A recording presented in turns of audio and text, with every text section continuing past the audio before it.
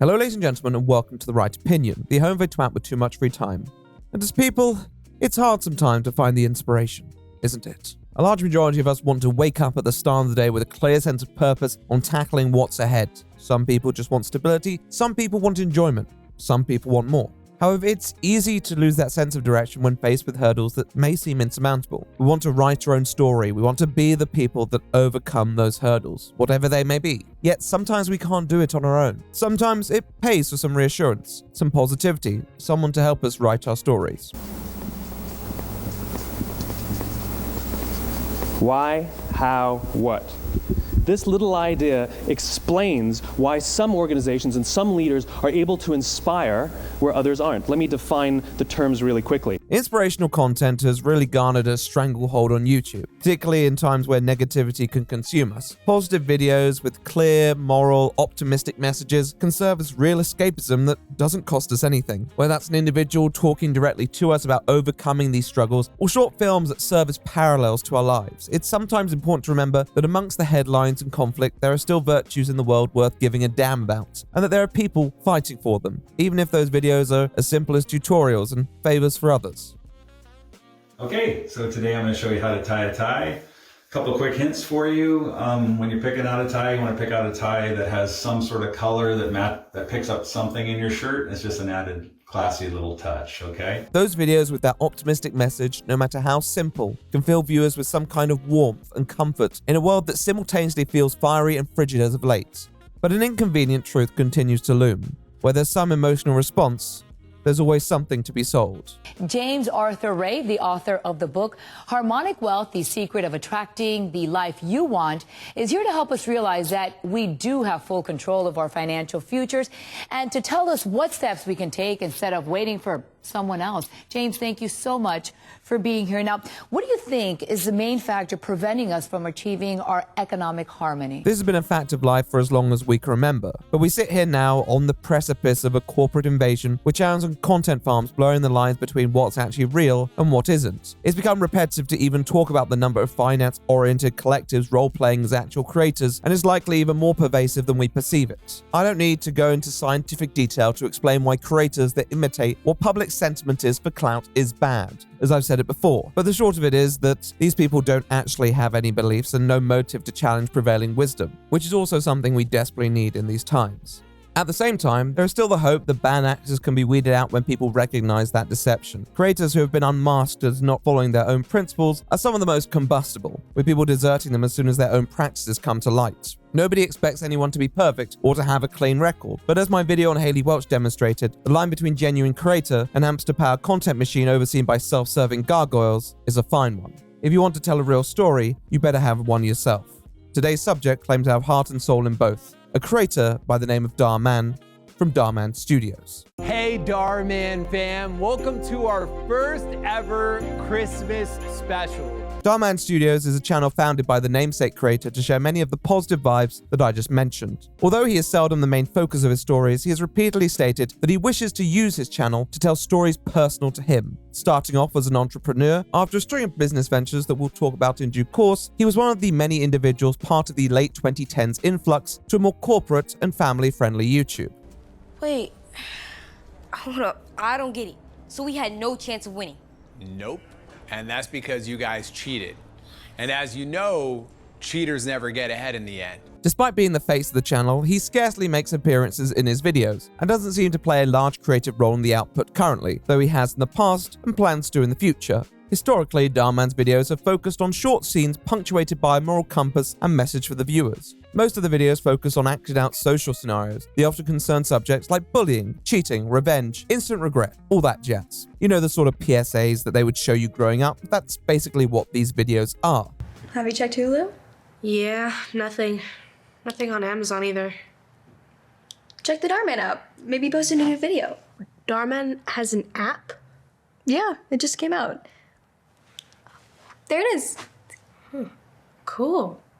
How about Evil babysitter mistreats kid. Its merit? Well, that notion we mentioned at the start, that when something's agreeable enough, we tend to look past its flaws. With Dhar Mann's videos focusing on having such a clearly laid out moral message that everyone and their mothers wants to share it on their Facebook. You go into the real world and you'd probably have to work pretty hard to find someone who enjoys Dhar Mann's videos. But despite being founded in 2018, in the last 7 years, the channel has accrued over 25 million subscribers, making his channel one of the most subscribed on the platform, and rendering Dhar Mann as this sort of legendary YouTube figure who seems simultaneously everywhere and nowhere at all. So sure enough, the last video I ever planned on posting was the one that went viral. And that video went on to get over 200 million views. And you know, the question that keeps me up at night is, what if I decided to give up one video before? With his success, though, came the story from Dhar Mann's own mouth. This was a man who came from the brink of failure in 2014, lacking purpose and wondering where he would go. Yet eventually, after staring down his failings and vowing to change, he restarted this tale, creating his channel with the goal of helping people, and seemingly doing just that, with the past 5 years transforming his public profile from just another Silicon Valley figure to an inspirational media mogul for all. Yet, although he's been heralded by many in his industry, his relationship with those online and many of his collaborators has been shrouded in mystery and even controversy, with questions surrounding the messages of his uploads, his business practice, and the narrative that he has spun around his own life in telling his own story, leading some to ask where the truth behind Dhar Mann's success really lies. My friends, it's time to end this year with a dissection of Dhar Mann. And then he says, "Thanks, Dave. Now I know that scamming is wrong." And then they all hug and people clap. Cue the inspirational outro music. We tell people to subscribe or they're going to hell. The money prints itself, basically. Easy as pie. And how is that a believable message? The man just stole $4 million from vulnerable old people. Yeah, but they had it coming. How? An author need not explain himself, my friend. The meaning will come through when the vision comes to publication. And why exactly should I trust you after what happened to Trollcoin? Remember, I'm currently hiding out in the Atchafalaya Basin. I'm on the FBI's 10 probably should be stopped soonish list. See, that is the genius of it. When the officers who are pursuing you stumble across this video on their homepage, they'll realize that all you need is a bit of love and affection. And how does any of that happen? How are we even going to guarantee that they will see this? Well, we'll probably need to set up a studio. Lots of things will need to be done there, I'm sure. That's not exactly a cakewalk. We could use Odoo. What? Odoo. You know, the one that Tro always joins our calls spontaneously and says. I'm sorry, I don't know what you're talking about. Odoo. Oh, Odoo. Yeah, of course. And what exactly is that? Tro, please don't. Although I've told you about the utility of Odoo's project application and the accessibility of Odoo's website builder, those are just fragments of what Odoo has to offer. Like many people, if you're trying to run your own business, you might need accounting to manage cost and expenditure, or recruitment to find and hire the right people, or forums to answer people's burning questions about your mission. Or what's that thing when people who watch your stuff, they write things to you and send it in the mail, fan mail. Or fan mail. Odoo's 45 apps cover all of these and more, and with a fully integrated system centralized to one place, all apps can communicate seamlessly with each other on a single platform. I know that we've all been very busy lately, and if you're busy, I don't know, hiding out in the, say, Atchafalaya Basin, Odoo's automated applications allow you to reduce manual and repetitive tasks to take some of that work burden off your own Atlas-like shoulders. But 45 apps? How much could that cost? Is he paying you commission? Well, if you didn't know yet, the first app is completely free for life with unlimited hosting and support. But if you want access to all the apps, a subscription starts at €19.90 per user per month. As the owners of Dhar Mann, I'm sure you'll be looking to create something that can be turned into its own powerhouse machine of content creation as soon as possible. Well, when you put it like that, I might just have to consider it. How do you know where I am? See you soon. Mate, I don't think it's the police that you need to be worried about. Oh yeah? Well, what's the worst some laddie-da-limey could do anyhow? Hello? Other Jack? Tro? Anyone? Odoo? Odoo?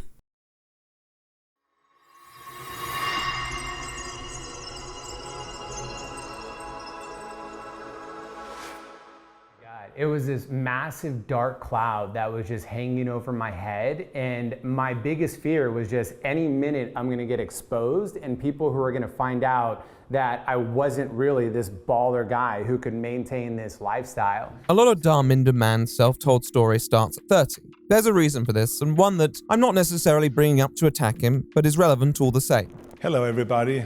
It's the late 2000s in California. As you'd expect, there's a lot going on, but somewhere in there, a man by the name of Dhar rolls into the West Coast with big plans. Although still in his mid-20s, he owned a real estate company, an exotic car rental agency, and served as the director of the largest taxi company in Oakland, a company founded by his parents. His work in that role was to modernize the company's image and perhaps distance it from the lawsuit-stricken relationship it had previously held with the city it was serving, though I'm not sure how that turned out. Although mostly lost to the sands of time, reports suggest that he lived a life of luxury and one that he very much openly flaunted to the media. To the slightly cynical observer, those sorts of businesses scream silver spoon. And maybe they were. But in an article by the East Bay Times, Dhar would attest to how he's founded multiple successful companies to fund his own tuition, and that actually his parents were shocked when they found this out. Critics at the time didn't really believe the story and thought that he was mostly still mooching off his parents' money. However, the actual subject of this conflict would probably be the real litmus test as to his true capabilities.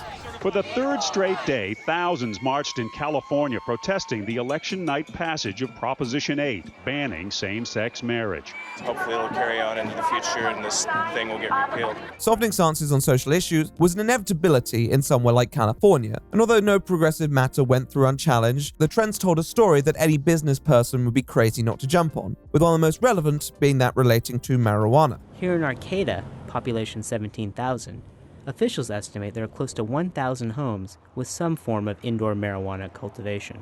California was at the forefront of marijuana decriminalization and legalization for medical use. Although it would be nearly another decade before it was legalized in the state, citizens were becoming less hostile to its presence in their lives, with dispensaries being set up throughout. Mann was not overly familiar with marijuana when a tenant of his disclosed his status as someone who grew medical cannabis. But shortly after hearing about this, he decided to do some research, recognizing its popularity and opportunity. Well, as is the case with budding industries, there's always a way to optimize their processes, and Dhar believed that he had cracked it, heading up a system that would combine the weed growing process with the horticultural practice of hydroponics, which cultivated plants with nutrient-infused water instead of soil.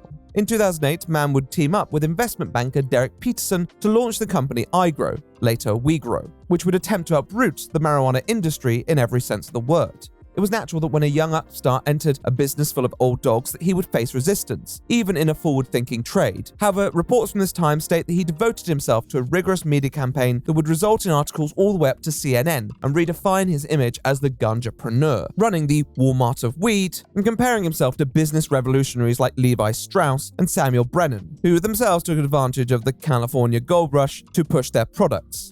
Together, Mann and Peterson would launch multiple offshoots from WeGrow, including an apparatus supplier and the University of Cannabis, which would train aspiring weed farmers. Mann would also make political inroads with local council representatives, providing lucrative donations and likely being influential in the city's decision to provide the growing trade with more legislative support. At the start of 2011, Mann and Peterson would make the cover of magazine Mother Jones, with a story documenting their rise in the industry and providing some free promotion for their projects. Around the same time, he would feature in the National Geographic documentary Green Rush, which once again harped on parallels between California's past glory and this new wave of financial interest. Needless to say, the weed was in his sails. Derek Peterson and Dhar Mann met with investment bankers in 2011 to raise money for their cannabis startup, and tried to take the private company public. So the point of getting everybody in the same room today, we're trying to determine whether IPO makes the most sense, or we're trying to determine whether reverse merger makes the most sense.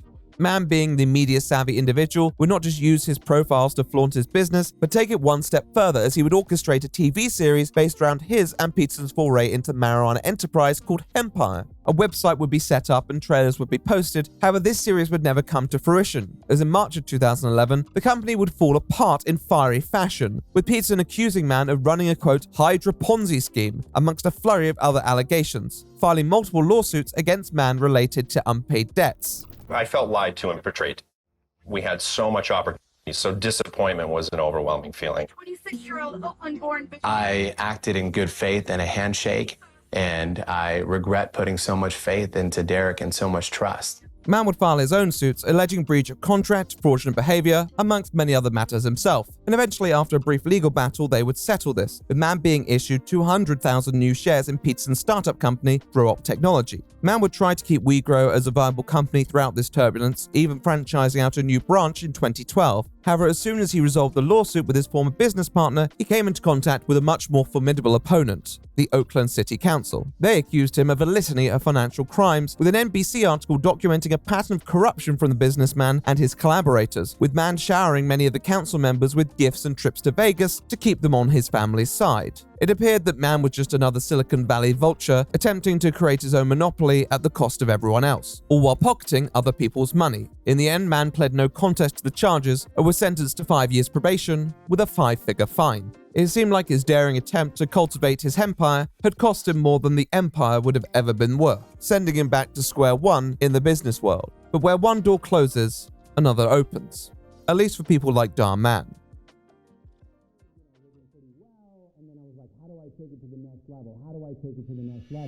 And so I constantly felt this pressure to outdo myself, and I almost felt like the followers expected it. I needed to do it for them. And so I created this alter ego that it was just became like an unsustainable lifestyle very, very quickly, but I didn't know where that would end. I didn't know how to stop that. Although his lush life would continue to be the subject of the internet's showbiz audiences, including his year-long relationship with celebrity attorney Lily Galici, Dhar Mann's reputation was badly damaged. His relationship with Lily ended with her wishing him the best before shifting her tone significantly and accusing him of being a massive fraud at the start of the new year, creating this manufactured reality for her to live and lying about the nature of his following. Gossip sites from around this time would state that he had lied about his relevancy and would subsequently delete his account Jet Set Life after losing around 80% of his followers, assumedly bots. This fallout seems to have mostly ended his social media presence then, and reports of Dhar Mann would slow to accrue. If there's one part of this story that was true, it's that in 2014, Dhar Mann didn't have any clear direction, apart from flexing. Nevertheless, it was clear that from his shares in other businesses to the support from his reasonably well-off parents, there was little doubt that he would be back on his feet soon enough. And come 2015, while he was still in the process of licking his wounds, another idea hit the Dhar Mann forehead. I'm Brian and this is IGN News. Google has announced it will be launching a new subscription service for YouTube users called YouTube Red. This new subscription service will provide ad-free streaming for $9.99 a month, putting it on the same playing field as Netflix's standard HD streaming plan. By 2015, YouTube was in the process of reforming its image under Google's ownership, becoming increasingly oriented towards big brands and monetization. As came with California's relationship with marijuana, this wasn't always without setbacks either, for one man was waiting in the wings to make the most of this culture shift once more.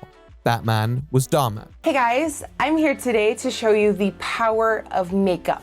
One of the emerging industries in 2010's YouTube was the beauty community. There had always been a presence on the platform, but around this time there was a real push to take these influencers from merely people on your screen to full-blown brands, with many creators using such relationships to boost their public profiles. With this shifting perception came an increase in those who'd not just followed these creators, but idolized them, worshipped them even.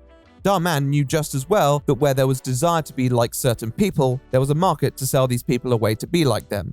And after he met one of these creators, came his next project, a company called LiveGlam.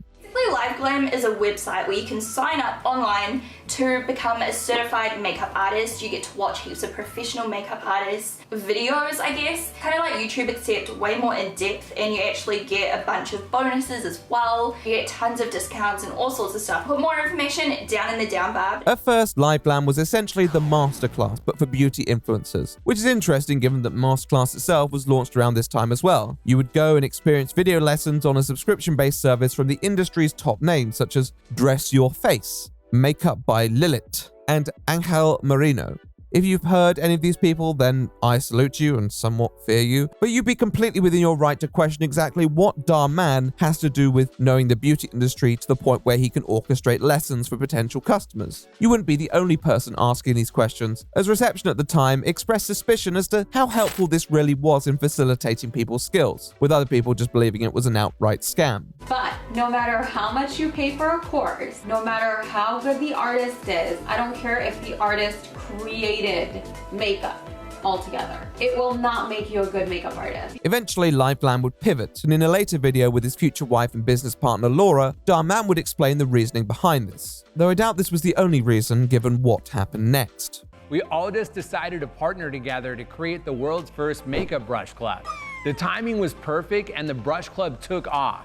That's when I realized people wanted products a lot more than classes. So I started thinking about how Laura and I could work on a product together. By 2017, LiveGlam had already moved into selling physical content, while offering a pro service to users interested in improving their skills, which featured more of the masterclass style lessons. One of the people I mentioned earlier, Dress Your Face, found herself in a bit of drama. I'm not going to go through this drama because it's mostly tangential, but her connections to the LiveGlam brand were brought up. I will absolutely not trust you if you are a person who offers these types of classes to unsuspecting poor young girls who have basically not built up their street smarts yet. Take advantage of them to try to sell them a certificate which is completely worthless and a so-called discount at a lot of professional companies who will never give them a discount after they have already paid and gotten this thing. As you saw a moment ago, fellow creator Gia Nassim had made a couple videos on these subscription courses in 2016. However, it wasn't until 2017 where this narrative began to snowball, with late commentary creator Here for the Tea, or Sam, releasing a video on LiveGlam, accusing the company of scamming susceptible audiences for their pro course, and providing a profile of its founder. Even if this was a legit certificate, I don't understand the skill you'd be showing off unless you count watching a tutorial as a skill. Skills are learned through hands-on experience and practice, in my opinion, but to someone who's young and eager to start their career,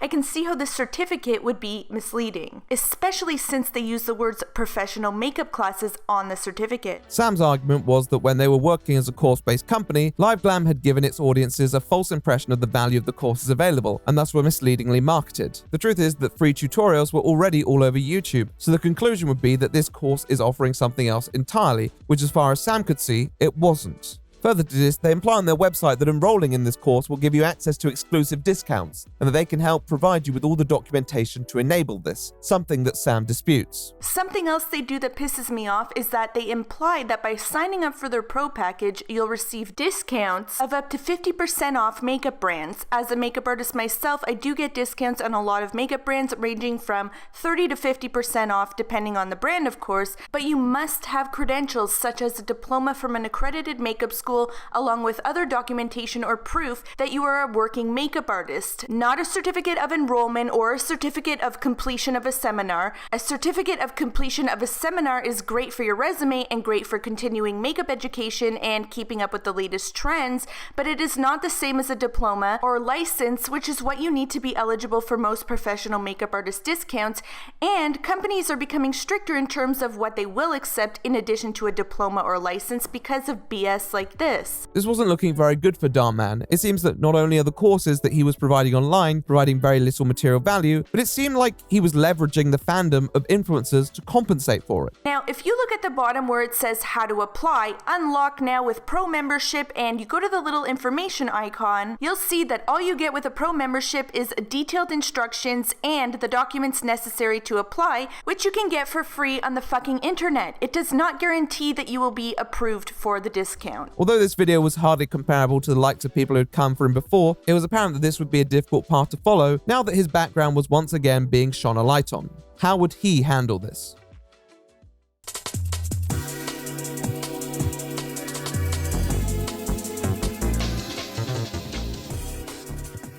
I launched the website, we recorded our first class, she had a big social media following, she blasted out this class to her followers, and then boom, just overnight, you know, we started getting a lot of sales in. And to this day, then that turned into the box that you all have too, right? So give us. In the next few months, and definitely not remotely associated with any of the drama that had come before, LiveGlam would phase out their course-based subscription service. This wouldn't necessarily stop the criticism though for Dhar Mann and those he surrounded himself with, including his then partner Laura G, who herself was accused of buying followers. As you can see, she literally hemorrhages followers every single day, except for that one day out of nowhere where she gained 6,000 followers, which is very odd for someone who's consistently in the negative. This is not a usual pattern for someone of her supposed popularity. She should be growing and showing, so it is my opinion that she has at one point purchased a shitload of followers and she loses followers when Instagram purges ghost followers, which seems to be right in line with the claims made by Lily about Dhar referred to in my previous video. These seemed like complaints that would disappear with time, so Dhar Mann didn't pay much mind to them at first. However, in December, a much more serious allegation was posited towards him, that being the one of his old friend, Mr. Fraud. I was contacted by one of the members asking whether I'd heard of fraudulent charges associated with LiveGlam because there were a bunch of members in this group who were experiencing fraudulent credit card charges, and the only thing they all had in common was that they were all LiveGlam subscribers. Yes, according to many viewers, shortly after they signed up for one of LiveGlam's courses or cancelled their subscription, the bank would notify them of a suspicious withdrawal.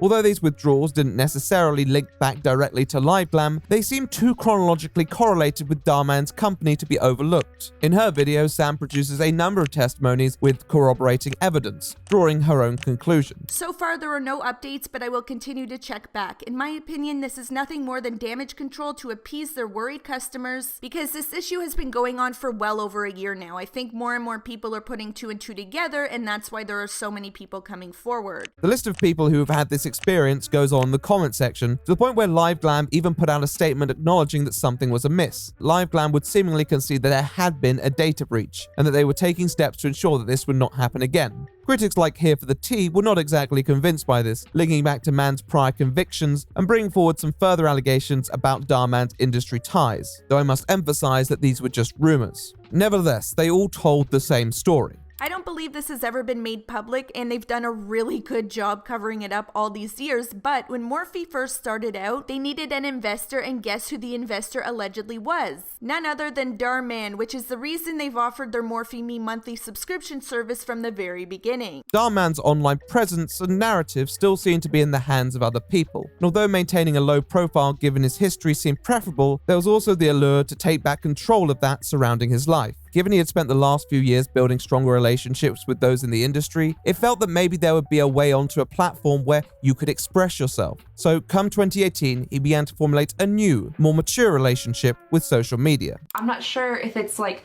LiveGlam, the company themselves, stealing people's information and like making all these fraudulent charges, or if they have somehow gotten hacked, or whatever the issue is, it definitely needs to be resolved. I know that they're going to lose a ton of business because of this, and rightfully so. By this time, anyone who did remember Dhar Mann remembered him as another social media flexer without any substance to his braggadocio. However, in May 2018, Dhar would set up a self-titled YouTube channel with the About page explaining his mission. What is the reformed gentleman going to say about his setbacks and achievements? Hello, my name is Dhar Mann, and I'm a fearless entrepreneur sharing my stories of success and failure to help inspire others. Currently, I'm the founder and CEO of LiveGlam, a cosmetics company that I took from $600 in starting capital to 8 figures in annual revenue in less than 2 years. I think he might die of humbleness, folks. Obviously, this isn't the original About page, as there is reference to his view count, but we can feasibly see that again, this is a man selling his success story when the reality of his life is a little more complicated. But if you look at his videos, you'll see why he's written that kind of bio. What if Michael Jordan decided to stop playing basketball after he got cut from his high school basketball team? His first video currently available is Before Deciding to Give Up on All Your Goals, Dhar Mann, though this has been titled many times, with the earliest one being named Before You Give Up, Watch This. Either way, the message should be pretty simple. Or what if Elon Musk gave up after he crashed his first rocket? One can dream, Dhar. One can dream. We become so terrified of trying and failing in life that so many of us end up living, failing to ever even try. Confucius said that our greatest glory in life is not in never failing, but it's in rising every time we fail. It's your fairly bog-standard inspirational video that might pick the right person up when they need it, though admittedly, it's not really anything that other motivational speakers haven't said before. Flipping old sayings and providing anecdotes of people who never gave up. If this was what Dhar possessed in his wheelhouse, then surely he couldn't build a channel on this alone. If we're not supposed to let success get to our heads, then why do we let failure get to our hearts? The simple fact was that he couldn't. As a motivational speaker, Mann was average. You have to remember that the art of spouting inspirational bullshit is something that so many people chance their arm at that the bar is actually pretty high for breaking through into such an industry. And although he would keep uploading these videos, they wouldn't necessarily make waves. Certainly not at the time when they were released. However, why would Dhar Mann care? In spite of the controversy that Live Glam faced, it was still, by his own word, an overwhelming success. He didn't need YouTube views to validate that, as long as he was able to share his message of inspiration and hope, to demonstrate that there was a way forward for people like him, who may have lacked purpose at a point. Was this something personal for Dharminder? Which person matters more? The person who seems like fun, or the person who's waiting at home? Well, amongst the rather lukewarm reception to his content, there was a slight trend that Mann began to take notice of in his videos. One that, as the fearless entrepreneur he was, he had to take notice of. So what if I actually had actors that showed on screen whatever lesson I'm talking about? Dhar Mann's early videos revealed an interesting trend. It seemed like the ones with a more situational basis, ones that use actors to portray a story, attracted more views than the others. Take a bit. What am I supposed to do? You with my hands? The videos where he used his presence the least seemed to be the most successful. This probably wasn't just because he wasn't there, but also because of the simple formula that a lot of media feels more universal when there isn't a person there explaining to us the exact meaning of the media in question. He would continue to self-insert himself in stories, but after repeated tests, the trend of his viewership was abundantly clear. So with this in mind, would he abandon the personal element to take a more backseat role? Or would he double down and try and find a way to make his inclusion part of the channel? Seems like you're not even trying. Seems like you're not even trying. Seems like you're not even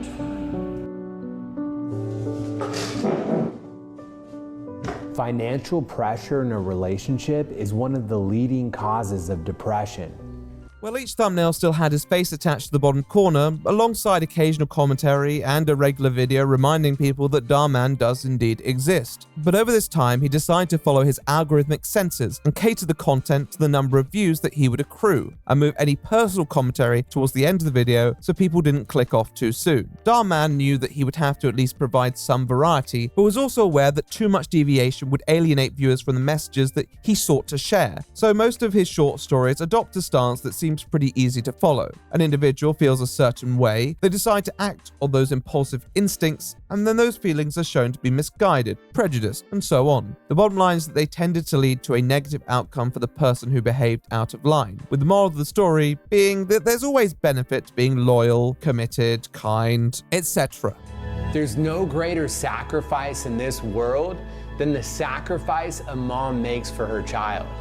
Whether it's the endless worrying or the unconditional love, the early mornings or the late nights, the constant work or the lack of sleep, no words could ever describe the struggles a mom goes through. I'll break down these tales in a bit more depth soon enough, but although they might seem slightly simplistic to you and I, they were a massive hit with the Facebook generation, who had a tendency to share and provide their own personal musings. The aim is speaking to a perception of the world. If you wouldn't want judgment passed against you, then you shouldn't pass judgment of others. The effective aspect of this content is that it will make nearly everyone think, wow, I've been in a situation just like this before, even if the situation shares very few similarities. There is also the satisfaction of watching an individual who is often complacent about their beliefs or even their bigotry be put in place by the underdog who shows them what's really important. Videos can feature characters from impoverished backgrounds teaching moral lessons to the rich people of this world on how much richer in character they are by comparison. Given the nature of his past flexing, Dhar Mann seems an interesting person to disseminate this message, but he seems to know that the people want to hear it, with many of these videos acquiring millions of views and comments saying, wow,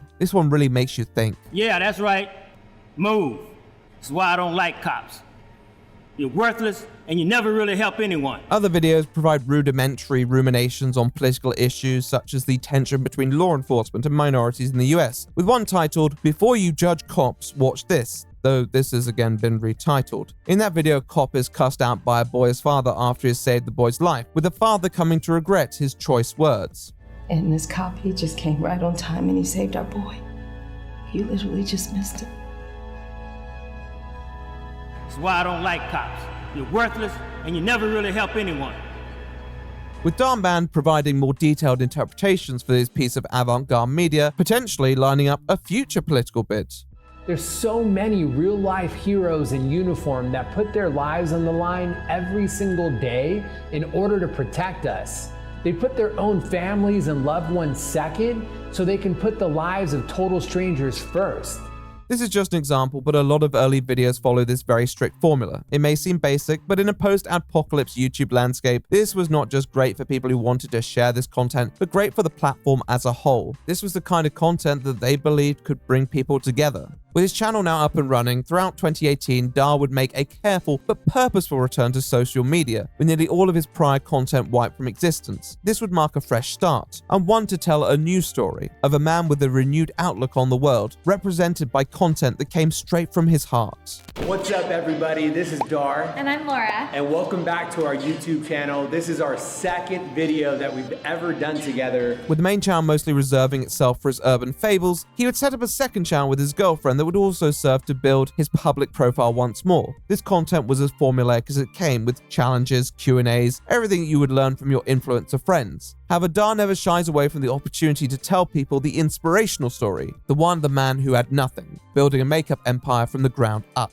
So back then I was totally broke. I had like zero money and I was running the business from my studio apartment. So in my studio was like my bed was here, my kitchen was here, my studio was here. Everything was right next to each other. Studio, like no it was really tiny. With each video, there was a sense that Dhar still craved the story that made him sound like that fearless entrepreneur, the self-made man. There was a lot that he felt he had yet to prove and wanted to show the world of the story that he wished to tell, even if it wasn't the full picture. So you see, while his channel was teaching messages about humbleness and honesty, some were likely wondering when Dhar was going to be honest about himself.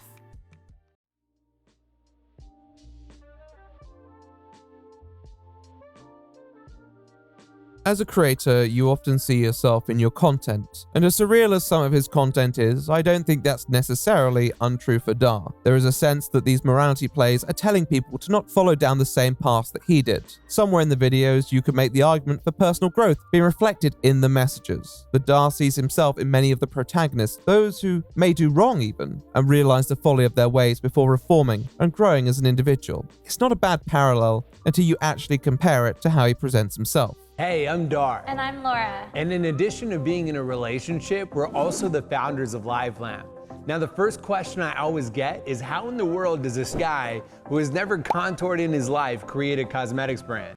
In an early video that I already mentioned, Dhar says this at the start. What is interesting is that throughout the video, he never really answers the question. He doesn't explain how he ended up working in the makeup industry as someone who had no experience with makeup, likely because that answer would be fairly simple. He saw what he saw in other industries, a gap in a growing market to swoop in and make some money from. And with his main YouTube channel, this vision was taking shape as well. He said he had a daughter.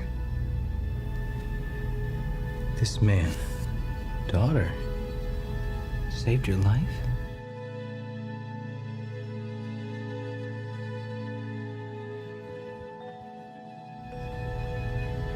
The bus will be here any minute to deport you back to Mexico. The videos were still just as strangely conceived as ever, with plot lines diversifying to retain that modicum of originality, at least the most you can when you're teaching the exact same lesson again and again. Yet with each story, with each video, Dhar Mann's influence grew, his message of peace and understanding spreading throughout the land. As 2020 came into view, Mann became more ambitious with the stories he wanted to tell, even making a widely watched biographical video on financial influencer Grant Cardone, and his struggle to overcome addiction before building his own empire. Look at you, Grant. You will never change. Never.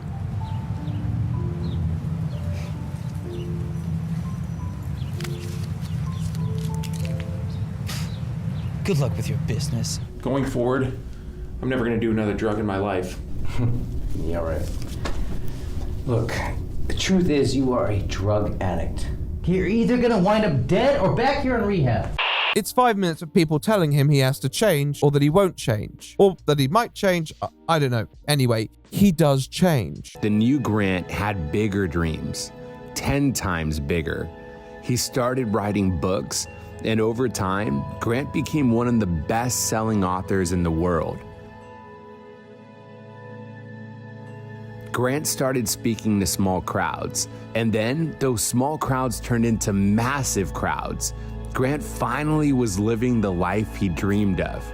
Now, Grant Cardone is as curious a figure as he is somewhat controversial, from his actual takes on money to his ties with the Church of Scientology. I don't really care to dig too much into the nitty-gritty of it, but to boil his story down to man does drugs and is down bad until he stops doing drugs and is successful, shows Dhar Mann's philosophy pretty plainly on how he views his own life and how he wants it portrayed to others. He may have been a little bit of a reprobate in the past, made some mistakes, but now he's a changed man, and that's all you need to know. Now, I want to make it clear that I don't think anyone needs to tell us everything about themselves, especially when it's just some guy talking over the internet. In fact, I think it's always a good idea to have your personal life separate from any public platform you hold. Dhar Mann can tell us as much or as little as he so chooses to. At points over his life, he's chosen both. All the same, if you go around promoting yourself as an independent businessman who built your company from scratch, eventually people would start asking questions when perhaps contradictory information is available. And with Dhar's channel growing at breakneck speed, it was inevitable that people were at least going to want to hear from him on his past shenanigans. This all marked a massive opportunity for Dhar. It was clear that a lot of people wanted to talk to him about the success he had stumbled upon, allowing him to build his portfolio as a successful businessman, yet it also foreshadowed large pitfalls, ones that he'd very much want to avoid. So he decides that for his next public appearance, he's going to have the jump on the narrative once and for all. This is Lewis Howes. He's another one of these keynote influencers with millions of subscribers. I don't know what to call them. He has written some books and is training to compete on the US handball team for the 2028 Olympics. He uses his platform to conduct a load of interviews with other influential figures who can guide you to make good life choices. I don't think there's anything particularly special, but whatever happened, in 2020 his platform would be the one that Dhar Mann would give one of his first public interviews since dropping off the media radar.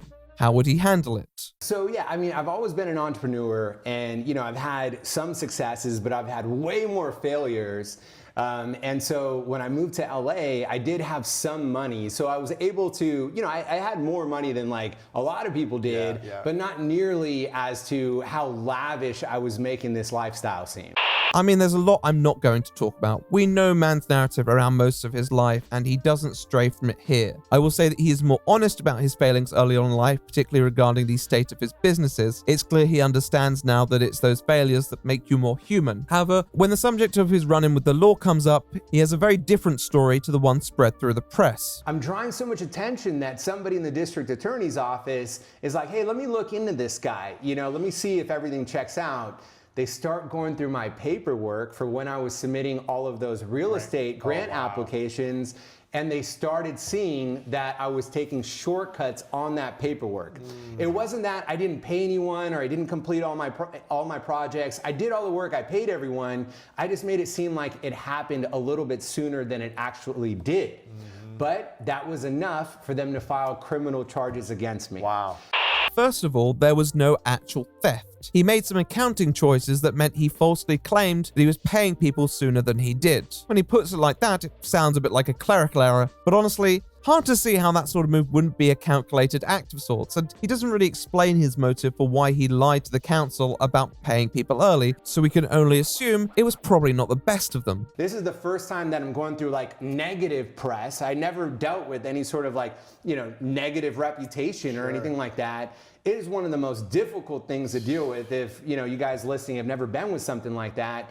And now I'm going to spend the next few years fighting this criminal case. So I fight this criminal case, and then ultimately, so that was a second massive failure.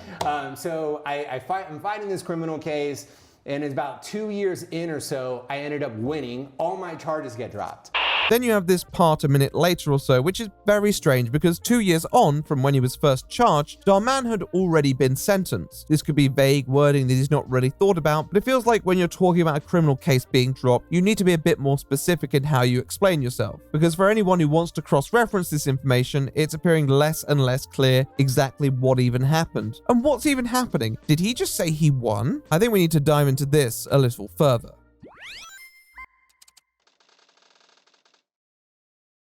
All my charges get dropped.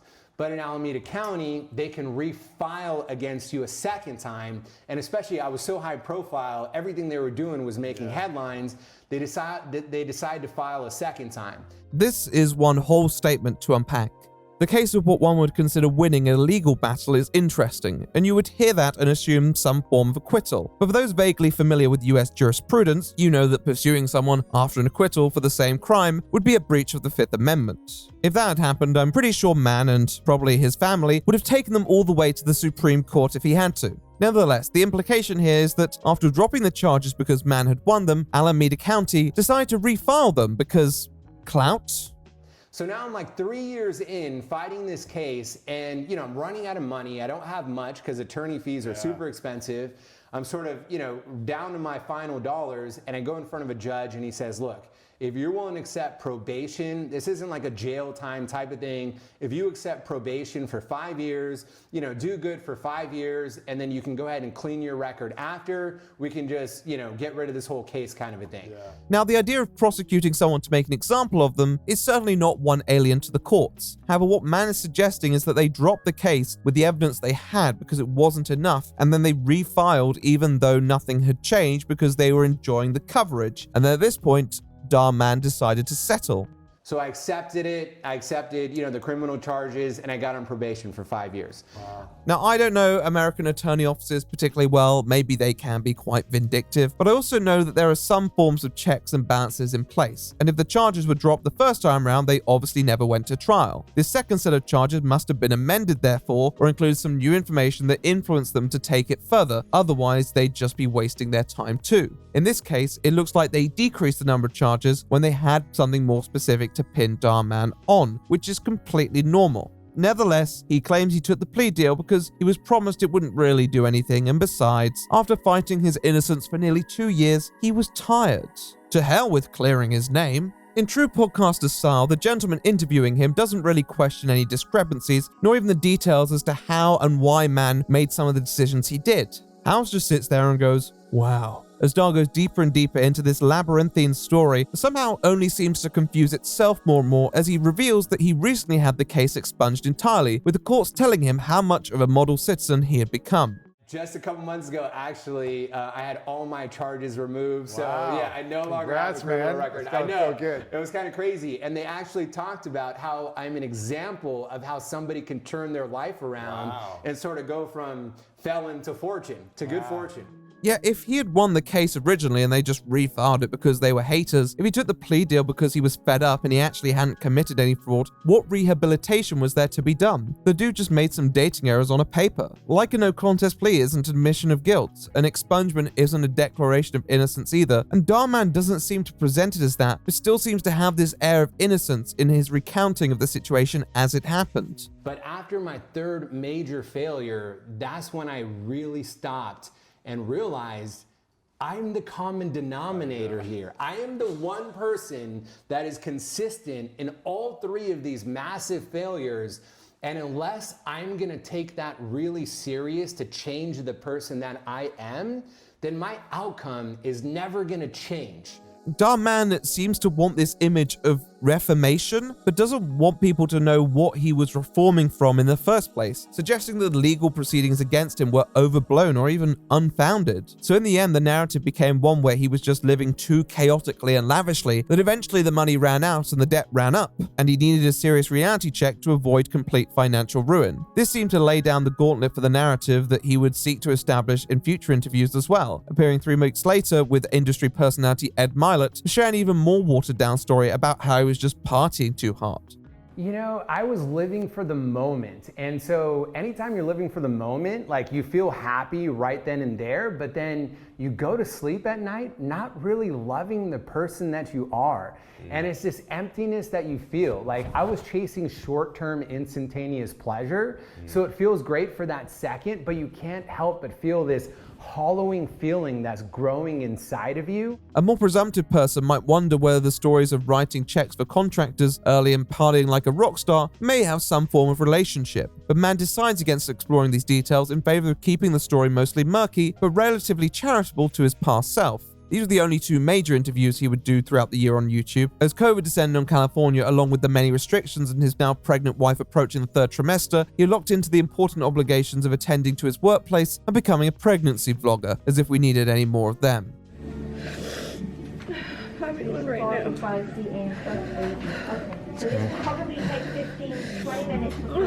With new life being brought into the world came renewed life in the Dhar Mann Studios channel, teaching important lessons to one and all, such as don't arrest innocent people, don't steal a parking spot from grandma, and don't reject teens from your TikTok dance group. That one in particular is very close to Dhar's heart, as he reminds all his viewers at the end of the upload just what sharing this story will do for the world around you and maybe what the message means to him. Hey Dhar Mann fam, I hope you love that message. Please remember, we're not just telling stories, we're changing lives. And when you share my videos, you're helping to change lives too. When you share a Dhar Mann video, you're improving the planet in real time. It is an unconditional moral good to carry out when you remind people that kindness costs very little. And if we all lived like Dhar Mann depicts in his videos, surely the world would be a better place. It's clear that Dhar's story is very intertwined with the videos that he's creating now. As he said before, the goal is to inspire and lift people up, because feeling down is a feeling he knows all too well. I'm gonna start putting out inspirational videos to help transform lives the same way that I was able to transform my own. Dhar Mann may not be completely transparent about many aspects of his past, and we may not know the full story either. Isn't part of understanding Dhar Mann understanding that many great people have difficult pasts, and they can still grow into who Dhar Mann is today? However, with Dhar Mann's fame came Dhar Mann's infamy.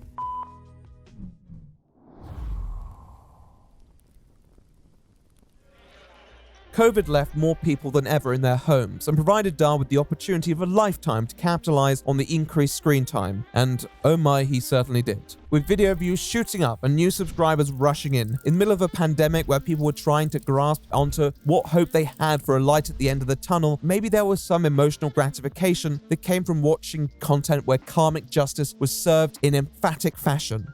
His following on YouTube was admirable, but his Facebook following was fivefold, with the stats seeming to imply a generation of millennials and beyond had latched onto its message in these trying times.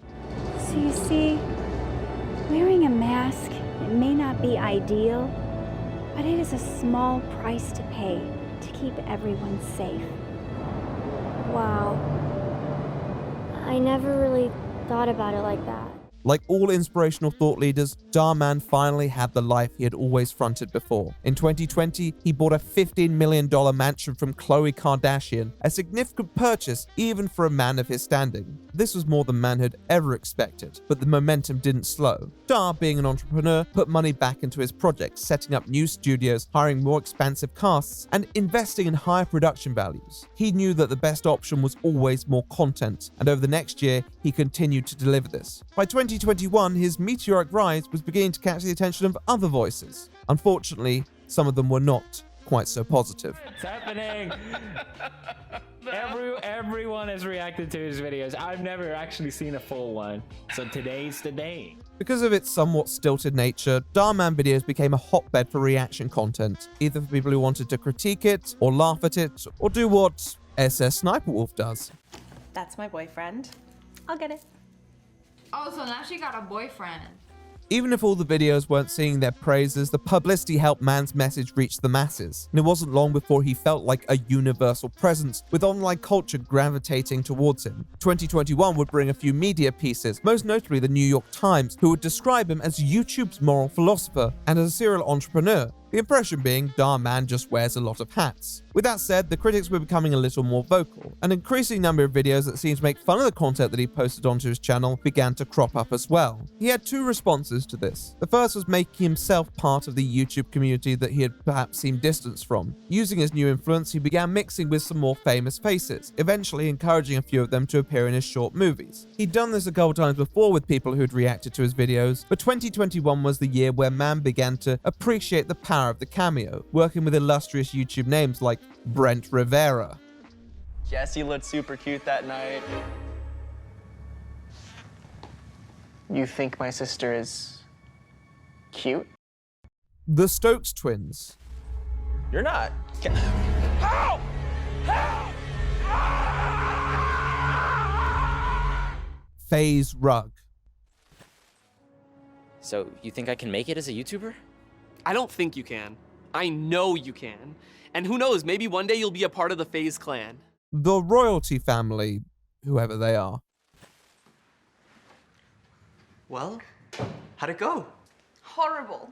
They just laughed at my accent, didn't even care about my acting. And SF Sniper Wolf. Again.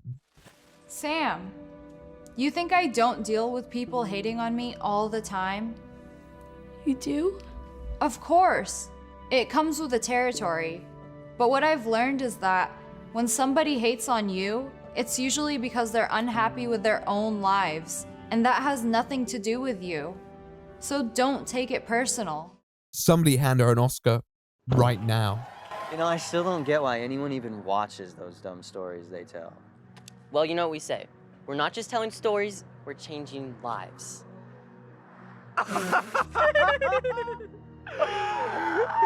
Oh no! Dude, you're even more cringe in person. However, Dhar Mann was aware that not everyone would be won over as easily, or necessarily ever believed that he was one of them.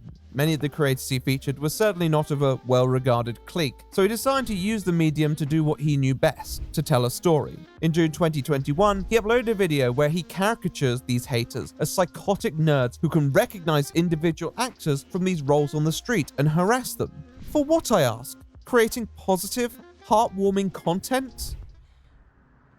These two guys just walked up to me and called me cringe.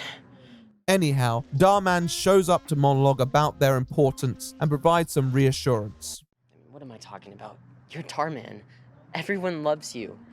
Aiden, do you really think that I don't deal with haters too? You do? But, I mean, you're putting out all this positive content. Who could hate on that? A lot of people. Check this out. He then shows a couple clips of people who hate on his videos that he was just keeping on his phone, I suppose, like any normal creator does. I already hate it. Dhar Mann fan.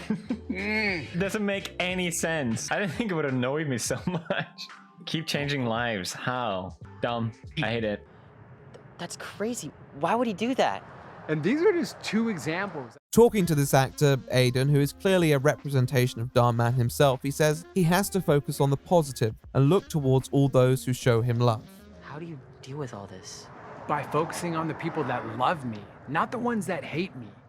Following this interaction, a post-film summary details exactly what happened to the Dhar Mann actors versus the Dhar Mann haters. Over time, Aiden's following continues to blow up as he openly talks about real issues facing a lot of young people all over the world. He can't believe it.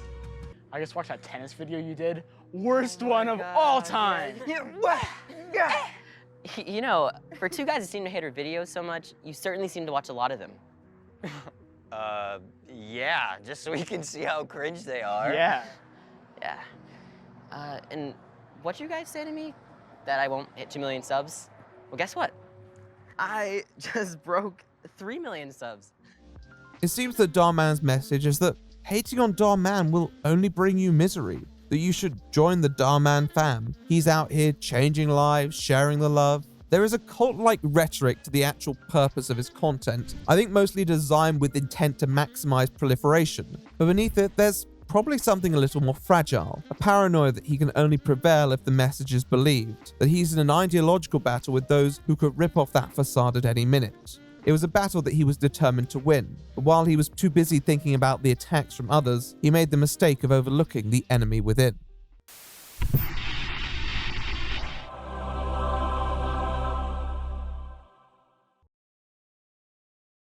I literally deal with hundreds of videos and thousands of negative comments that are making fun of me all the time. 2022 came around, and to nobody's shock, not even PewDiePie could slow down Dhar Mann's momentum.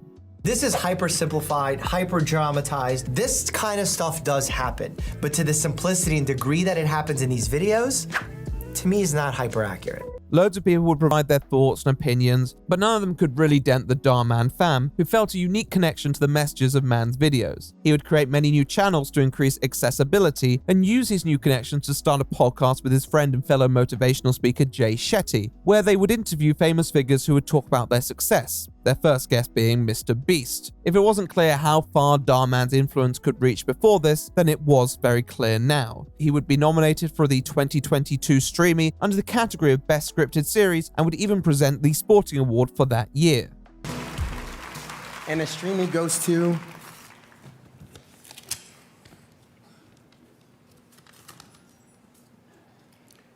Jesser.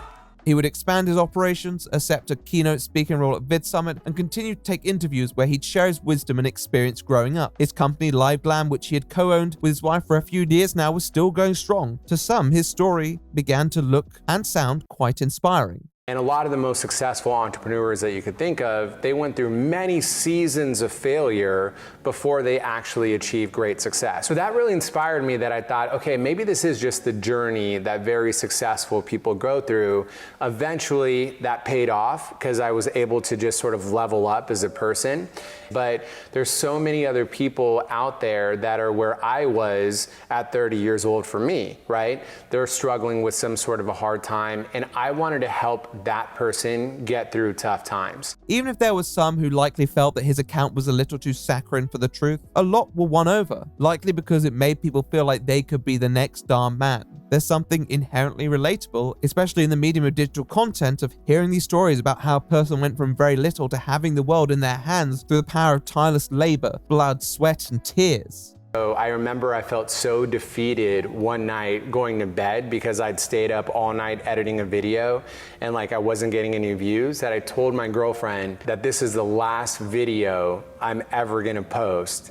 And it just doesn't make sense for me to continue this. So I scheduled it to go live at 6 a.m. She tried to talk me out of it, but she realized I was done. So I scheduled my video to go live at 6 a.m. thinking that'll be the last video that I ever post. I went to bed that night, and in the morning, Laura wakes me up. She's like, Dhar, wake up. And I'm like, oh, what's going on? What's going on? She's like, that video, it's going viral. Even since he had started his channel, the story had evolved. This was a nearly hopeless hustle until his very last video began to pick up. No mention of the Live Glam empire he had built here. To creators like Dhar Mann, even the stories needed to be catered to an audience, particularly those who looked up to him as that fearless entrepreneur that he wanted to be perceived as. And what better job to have than the one that Dhar Mann presents as, one where you can change countless lives for the better, not just theirs but yours, not just in the world but on these productions. That was the message he was sharing. No matter how far he had come, he hadn't forgotten his roots. The people around Dhar Mann, a rising tide would lift all the boats. With 2023 about to come into being, Mann, his business, his story, and his philosophy would finally meet some firm pushback from the place it always came from, his own business. Hi, I'm here to see the room that's available. I'm sorry, but I don't take Section 8. Now, for those experienced with the Dharverse, you'll know that there is a rotating cast of actors, many of whom will play multiple roles over different videos. These videos never gave them the most clout, but it certainly made their faces recognizable to followers of the brand, and therefore you'd expect someone with as much apparent wealth as Dhar Mann had now to keep them satisfied. Yet in February of 2023, reports began to circulate that he was doing anything but that, when a few of his actors decided to make their dissatisfaction with him known to the public. You gotta where's my whistle?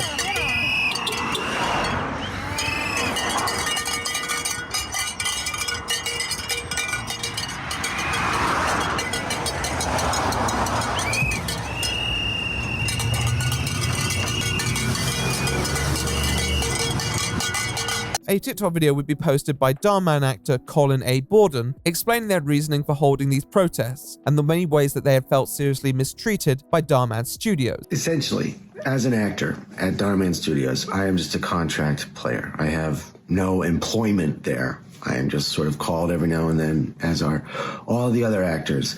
And it just is not sustainable. And there are a lot of issues at hand here, but one of the main issues is that not a single actor that works at Dhar Mann Studios can afford rent. Many of these videos have since been removed, but the gist of the issue is that a significant cohort of employees felt that the work that Dhar Mann offered was extremely unstable and not well paid enough for the exorbitant amount of money that he made off it, with Mann sitting in his $15 million mansion while many of his workers struggled to pay rent. This is mostly because although Dhar Mann would provide hourly pay, the nature of filming meant that sometimes actors would only be working for an hour, and they would have to give up full days of filming to make this happen. So even though these roles were basically 0-hour contracts, part-time at best, people would need to have full-time availability to allow this to happen. As Dhar Mann's channel grew to the monumental size it was by 2023, more and more actors started to feel that Mann could at least share the wealth a little more than he had been. But the studio culture didn't seem very amenable to this. But I think that people should be aware of why we are protesting, why we are out there right now. We've been talking to a lot of actors. It's the same, everybody feels the same across the board. The trouble is, there's a culture at the studio of if you talk, you're out. That meeting was pushed several times, changed on us. When we finally got to the meeting, we had reiterated that we wanted it to be with Dhar. Dhar was not there. And we said, well, we are not going to have the meeting until Dhar is here. You guys can be here, the head of production, the head of HR. That's great. We'd love for you to be there too, so everybody's on the same page. But our meeting is with our boss, the person who signs our contracts, Dhar Mann. In essence, they didn't want to take to the streets. They wanted to have a conversation with Dhar to iron these problems out. They all wanted a solution, but this simply never happened. Therefore, feeling that their hand had been forced, the only solution was to express their dissatisfaction with a picket, expressing their upset over this issue alongside others such as a mural to their friend which had been removed and not being issued 1099s. For Dhar Mann, this was the last thing he wanted to happen. The image that he had carefully built up over the last few years was now unraveling in real time. However, with the facts in front of us, was it really anyone's fault but his own? If he wasn't willing to sit down with these people to share some of his signature love, then surely it was his failure to practice what he had constantly preached. Yet if there's anything we know about Dhar, he wasn't going down without a fight.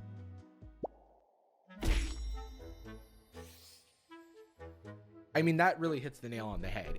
I think that he should get bad press for this. He should have to respond. You know, like, it sucks that the workers have had to go public in order to motivate Mr. Mann to respond, but they have, and I think that we should support them. The backlash was swift, and many creators who had previously reacted to Dhar Mann content piled on to share their criticism of the creator and how this seemed completely antithetical to the messages he was trying to share through his content. It wasn't long before even many non-protesting actors came out either in support of the actors or in some sort of ceasefire so a solution could be worked out. I'm very sad about the situation that's happening at Dhar Mann, but I'm hopeful that Dhar Mann and the actor that helped him build his brand from the very beginning can sit down and talk about the problems. That the actors want now is a conversation. If you're not going to hire me again, after years, after being a star for so long, and when I come back after a hiatus, and I am sharp and doing good work, and then to just quietly not respond to me and not hire me again, that hurt me deeply. Do I feel there should be like an increase in pay? Yes, 100%. 100%. And as I stand in solidarity with all of my protesting OG Dhar Mann actors who are protesting for their rights. Every time I finished a video, I would say essentially like a little bit of a goodbye, because I never knew when or if I would be coming back. I just never knew. And crew can't pay for rent.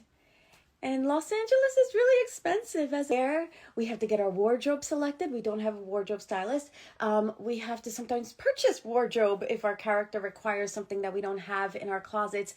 Carl was also fed up as well with being pigeonholed as an actor and being typecast. And it's unfair. It's unfair to treat the people who have helped you build such a huge brand with such disrespect. This was not looking good for Dhar Mann. With a multi-million-dollar empire at his feet, he had reasonable firepower to shoot back with, which is what makes the subsequent turn of events rather, well, confusing. Over the next few days, Dhar Mann makes a series of statements over his social media. Some of these are statements merely put onto his Instagram or YouTube stories, which expire very shortly after posting. Other posts lasted a bit longer, but were also removed. There may be some legal reason for this, but allegedly the most important evidence was posted on his stories. You know, the part of your social media that is designed to expire after 24 hours. However, fortunately, thanks to a couple of creators who cover this as it was all transpiring, these responses were mostly captured. Nevertheless, I have to go into these with a somewhat skeptical outlook because these responses were posted where they were going to receive the least scrutiny. He starts out by saying, "Hey Dhar Mann fam, recently there's been a lot of misinformation going around, so we thought we'd help clarify a few things. Please see our latest Instagram post for context if you haven't already." Much of Dhar Mann's story is presented in a debunking fashion, with the intent to show the claims against him as basically conjured up for drama, rendering this subsequent protest calculated and unjustified. The first truth nugget they drop on us is that the actors had the audacity to message Dhar's team at 3:05 p.m. on a Friday, barely hours before the weekend, ambushing them and all their plans. 2 hours to give a date for a meeting? Insanity.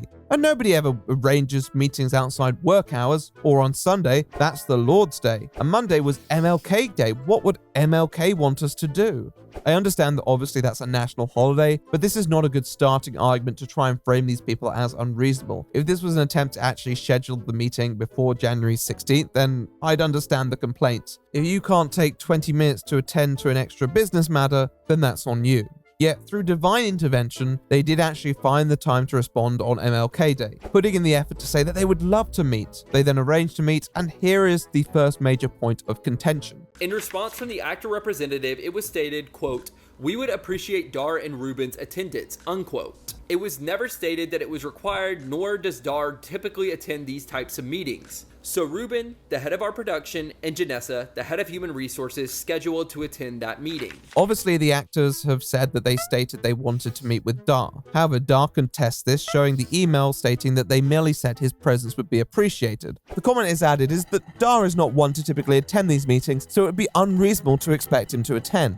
Now, although this is something to account for, what's more interesting here is what isn't shown. I would assume that this isn't the end of communications between these two parties, as at this point in time, they would still need to set up a date to meet. So why isn't further communication shared? I think this is important because it will allow viewers to see whether the impression was given that Dhar would attend. If you set up the expectation for someone to attend, even if you don't explicitly say it, and then they don't, it doesn't matter that they say it would merely be appreciated before. You've set up that expectation that would obviously annoy people to the point where they might walk out. Yet this series of messages is skipped over. Even if you think they're irrelevant, they might hold the piece of key information here. They also might have been upset to hear that the reason that Dhar couldn't join a meeting was because he was skiing in Aspen, something that I'm not sure they found out until after though. No feedback was given during the hour-long meeting scheduled. The actor representatives angrily walked out after a few minutes. Dhar Mann's team also contested that their move to written feedback wasn't because they were trying to maintain distance, it was because the first verbal meeting just didn't work out, and that was their idea of a solution to try and move the conversation forward.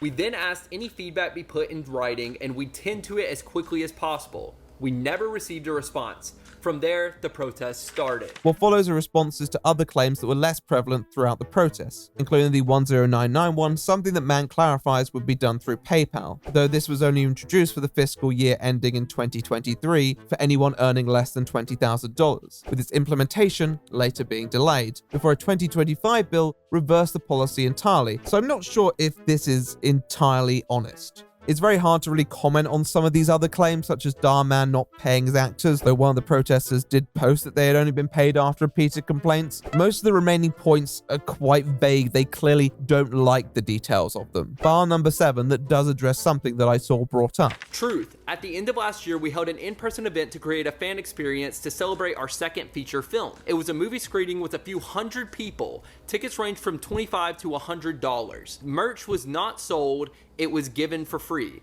All revenue went towards the expense of the event. No profit was made. We invited some actors to attend, and their attendance was optional. This was an issue that I'll talk about in a bit, but basically some actors felt ambushed when they thought they'd been invited to an event only to basically serve as meet and greeters for the fans, signing content and merch without any proper compensation. Dhar Mann challenges this and says it was an optional event that they didn't take any money from. The final note addresses a claim that they stopped working with actors due to their disabilities, which I think is a reference to a claim made by one of the former actors. They were fired for their medical condition, but they state that this is categorically untrue. This story was also accompanied by a series of now deleted statements that appeared on their Instagram account, summarizing their story and providing more details about the agreements that the actors enter. Occasionally, we have stopped working with actors. This is typically due to conduct complaints from fellow actors, complaints from minor actors' parents, complaints from crew members, or an actor displaying unprofessionalism on or off set. We take complaints seriously and try to ensure every person has the best experience possible in working with us. The only point they refer to entirely separately from their story is the case of the actors who complained before disappearing. They state a series of reasons for why an actor could be dismissed, though they don't necessarily disclose which reasons the previous actors who were fired from the role may fall under. They were still playing their cards close to their chest, even implying that these people were actors dismissed for their conduct. Was this really going to be enough for people?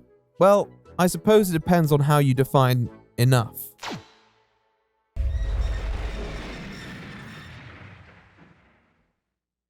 Although this Instagram post would be deleted, Dhar Mann would publish another response to his YouTube community tab with similar sentiments, though this is also nowhere to be found as his community tab doesn't exist anymore. The only remaining statements that stand from Dhar are a carbon copy posted to his Facebook and one a few days after their initial Instagram release. This one taking more shots at the actors who are protesting the studio, stating that they haven't even worked with them in years. This claim is quite easy to fact check for the stated ringleaders at least, and it's very clearly not true, with credits tying these people up to the end of 2022 or even the start of 2023. Anyhow, this post goes on to emphasize that this is a slither of actors, and certainly doesn't represent the overwhelming number of happy actors, likely referring to the surveys he'd previously listed. Surveys that, I will add, had over 1,000 responses, which seems unrealistically high, or at least doesn't reflect the proportion of regular actors who are complaining. You know, the ones you should probably listen to more, but I digress. He repeats previous points about not meeting with actors at this stage, that they didn't communicate any issues, that it was not implied that he would be there. We know the drill. He also elaborates, saying that because of how some protesters behaved, spreading misinformation about the studio and his family even, he has taken the bold moral stance to not meet with them. Very brave of you, Dharminder. He states they do pay their actors, and although he's upset by the misinformation, he's still ready to admit that things can be improved, listing out some improvements that they will be undertaking. I should make it clear that in spite of the criticism, there were people who backed Dhar Mann as well. So I've only worked for Dhar Mann for a little bit over 2 years, but my experience with them has always been amazing. Working on set at Dhar Mann Studios is so fun. I've never felt uncomfortable, bullied, unsafe, and truly I enjoy it so much. Personally, I've had an amazing experience working with Dhar Mann. I love the cast and crew, and I have never had an issue with being paid. As an actor, you book some jobs and you don't book some jobs. And for me, going into it, I just thought every opportunity is an amazing opportunity. I love all of my friends at the Dhar Mann Studios, but rallying against Dhar for whatever reason wasn't and isn't right for me. Some of these videos do feel a little coordinated, but they do still count, and although many people don't really seek to necessarily contradict the complaints relating to the situation between the disgruntled actors and Dhar Mann, many also want to highlight their positive experience with the projects that they had worked on, with the most vocal being cast regular and faith-based life coach Catherine Norland, who broke away from many of her colleagues to defend Dhar. I truly hope this is not coming across as insensitive, but maybe it is. I mean, I'm gonna offend somebody, right? But I felt like I had to say my side of the story, how I feel. We are not locked in there. We don't have to be there. We get the opportunity. We're not under contract. We're not stuck. We can go anywhere else to work if we don't like it. We have liberty to go out and do any other project for any amount of pay that we can get. And if we don't like the terms, we don't have to take every production they offer us. Now, I'm probably gonna get a lot of hate from the protesters or the fans who feel for them. And I do feel for them, but I can't be a party to the things that they're saying because that's just not true in my experience. So I cannot stay silent and watch this studio and this beautiful platform that has made a difference for so many people get thrown under the bus and have everyone assuming that we all feel that way. With Dhar Mann hitting back reasonably hard and rallying some of the cast around him, the protesting actors held a makeshift press conference to respond to Dhar's representation of them, while also speaking on the wider evolution of the space they knew, telling a story about how a workplace had evolved from a chaotic, quote, punk rock space with energy and hope to a polished, suit-driven machine that engendered what they branded as a culture of fear. We were sometimes only contacted for a part the day before the camera rolled. We brought our own wardrobe, we did our own makeup, shot at night when the live glam office was empty, and these guys had evidently never heard of craft service or lunch. But the punk rock atmosphere alongside good people fueled joy and made unprofessional headaches admissible. In short, it was really fun. Soon, with the help of face and brand recognition, the videos began growing in viewership at an exponential rate, and a move from Facebook to YouTube as home base solidified Dhar's presence as a bona fide content creator with millions of dollars tumbling in from ad revenue. In 2019, the studio was a 3-man team operating from an apartment in downtown. By 2022, there were 3 sound stages in Burbank with upwards of 25 standing sets, a rented home for location work, and an international workforce of 100 employees. Although their own set is scrappy, it's very clear they have a more streamlined narrative that doesn't just start with the conflict, but builds onto the channel's whole existence and shows how they ended up here.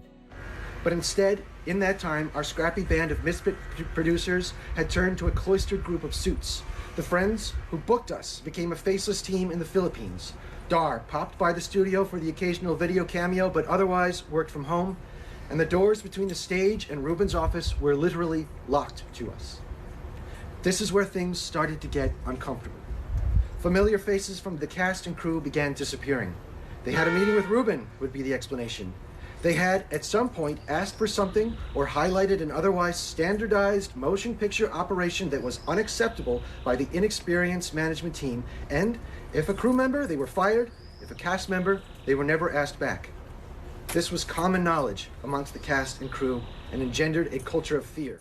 As the speaker, Borden is someone who had been at the Dhar Mann studios for a long time and had witnessed many of these changes taking place, so his recounting felt more sincere and trustworthy than many of Mann's filtered statements. This is no longer an indie operation, yet the actor's position has remained the same. The videos with our faces have brought the company tens of millions of subscribers, views, and dollars in revenue, but we have no security in our positions.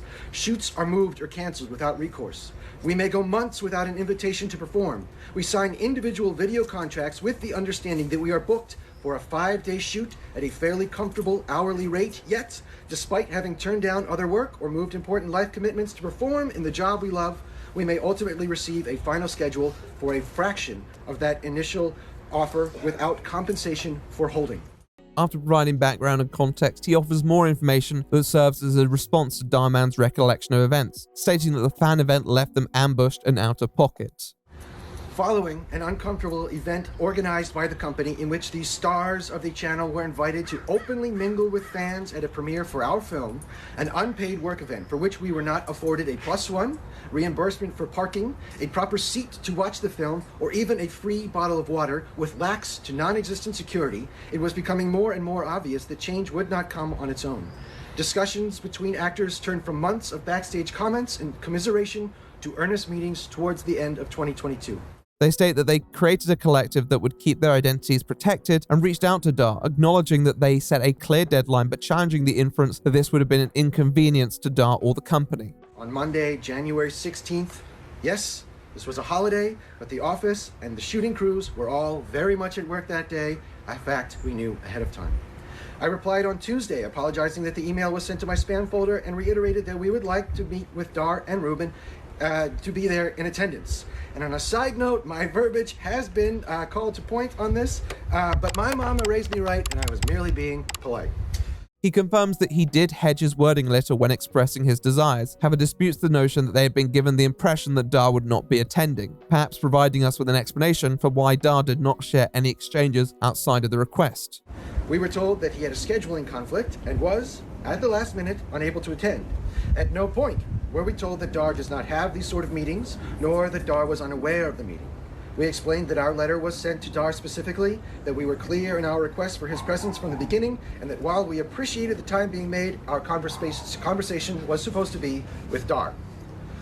We were asked to explain the purpose of the meeting and to voice our concerns, but we pointedly declined. We explained that we had felt disrespected and left out of the conversation for some time, and that our past concerns were possibly not getting through to the studio's lead producer. We wanted a meeting with Dhar Mann, the person who signs our contracts, our boss, the name on the channel. Borden states that after continuous changes to scheduling around the meeting, they didn't feel comfortable having a meeting without Dhar, but they communicated this very clearly afterwards and wanted to reschedule. However, after waiting a week, they were told that there would be no meeting and that all the concerns would need to be written down, which is what led to this protest. Borden reaffirms that no matter what the response was from social media, a simple meeting would have solved this all. Yet Dhar Mann Studios only chose to escalate this matter. On Tuesday, we returned.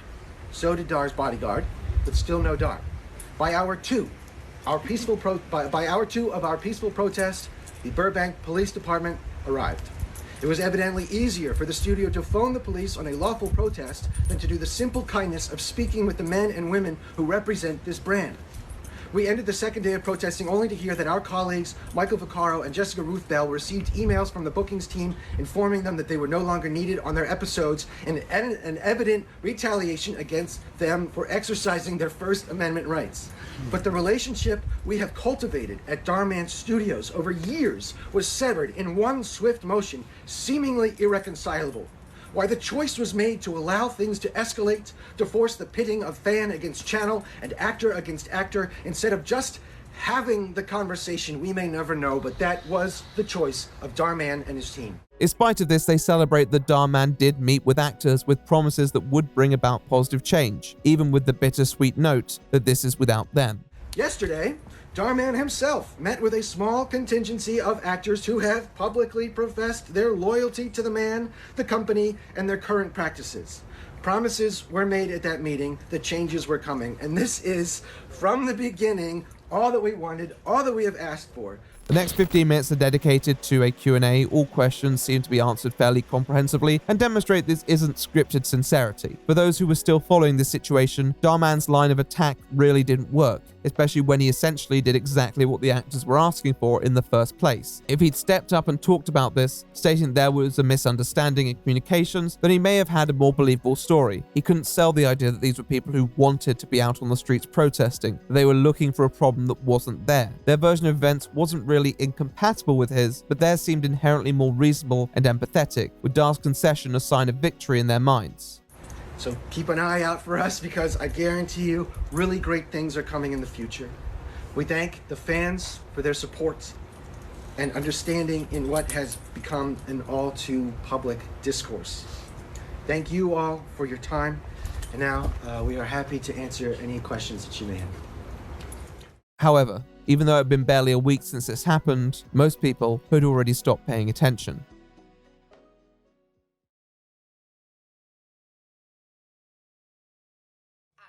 We stood up for ourselves. You proved our point time and time again. We called you out on your BS because a lot of those responses were BS. And by the way, here's just like a little bit of inside info. Yeah, he did end up having a meeting, not with any of the actors who asked for one, but with the ones who publicly professed their loyalty to him. I'm not calling him a narcissist, but that kind of is a little bit textbook. The bottom line was that Dhar Mann's main audience weren't people who were concerned with this. They were people too young, too old, or too far removed from the communities that were at the heart of such a situation. They would probably take Dhar Mann's word if they heard it at face value. This was indicative that he was still twisting the truth slightly, selectively showing receipts that would lend support, but never leaving anything up long enough to actually have it scrutinized. It seemed very much like the Dhar Mann people knew from a decade before, and if his press releases didn't convince those interested that this was a man who was out for himself, then everything that happened behind the scenes did. Some of the younger actors got cease and desists when they started releasing some of their videos telling their stories. I know Jaslyn definitely did, Brianni definitely did, Dylan definitely did. It's just so wrong. Like, way to try and smush the little guy. Thank you for proving our point again and again and again. This is why we spoke out. Multiple actors claim that they or their colleagues have been fired, received legal threats, cease and desists, and more from Dhar Mann Studios. It's hard to say whether any of these threats actually represented any legitimate grievance. Given the size of Dhar Mann's companies, these felt like they could easily be slap threats, which is why it's never a good idea to hand these out too freely as a large corporation. There are a couple more serious claims that I haven't managed to talk about in detail because they were on the internet for such a short amount of time. Probably the one that most people have heard about is the claim that Dhar Mann had chased an actor across the set with a knife. But he turns to the security guard gives him a real knife and points the knife at me.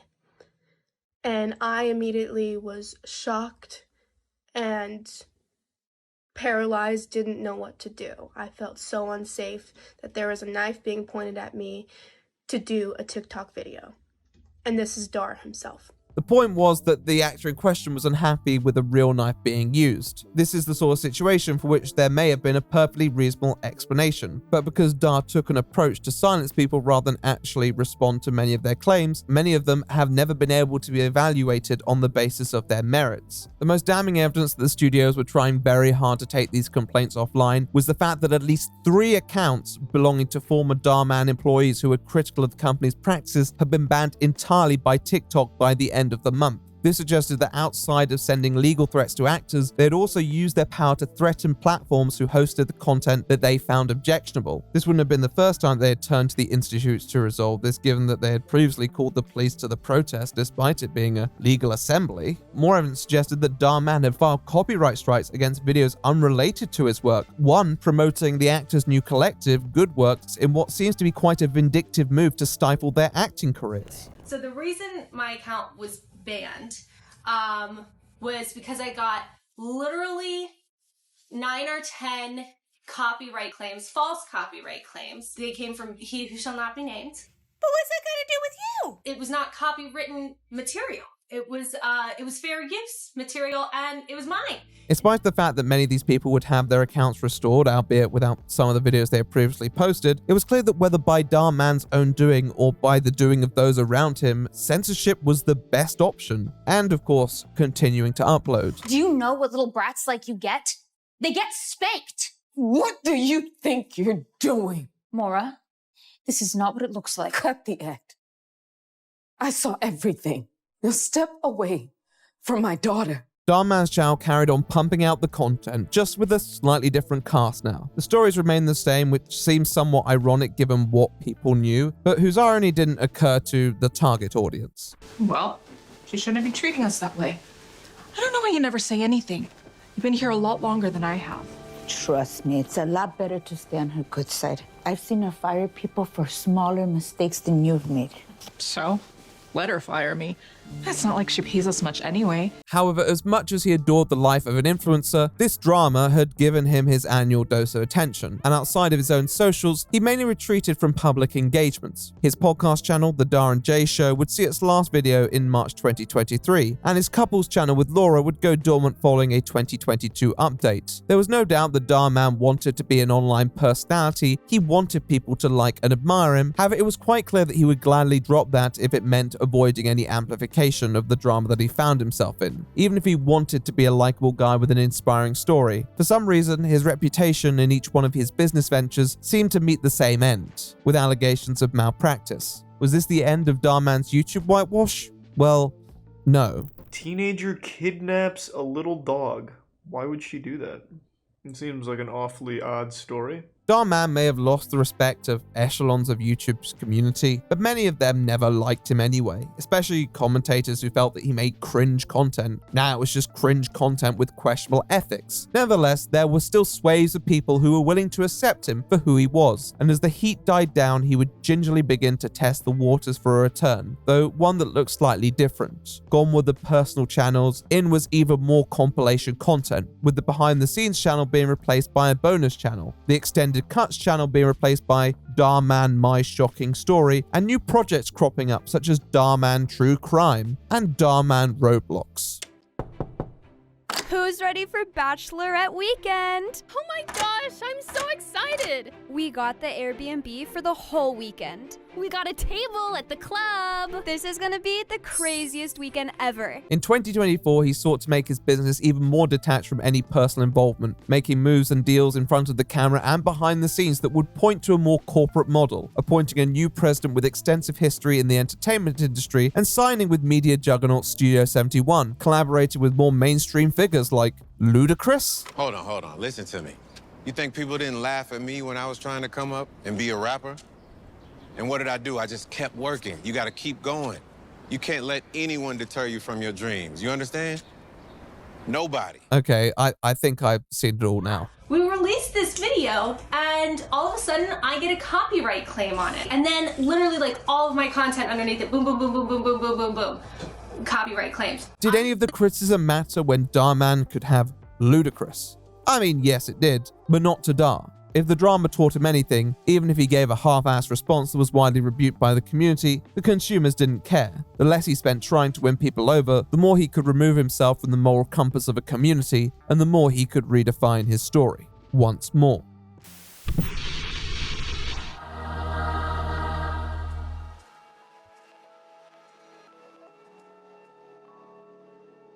What's up? Mom said you wanted to talk to me or something? Yeah, but first here, take one of these poppies and put them on this tombstone. What? So.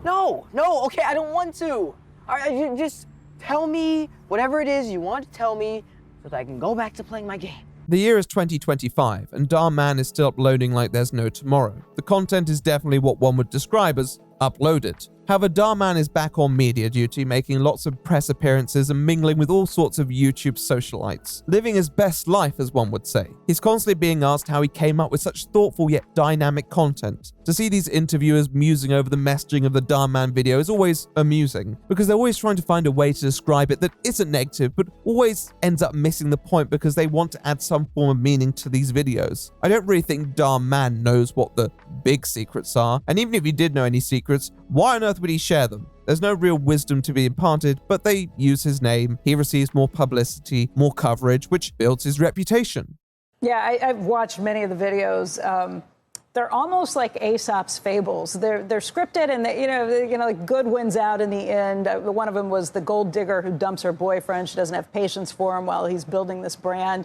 She feels bad about it 5 years later when she's kind of down on her luck and realizes that he's moved on. I mean, there's no subtlety to these things. People really do want that feel-good message, I guess. And where are they most popular?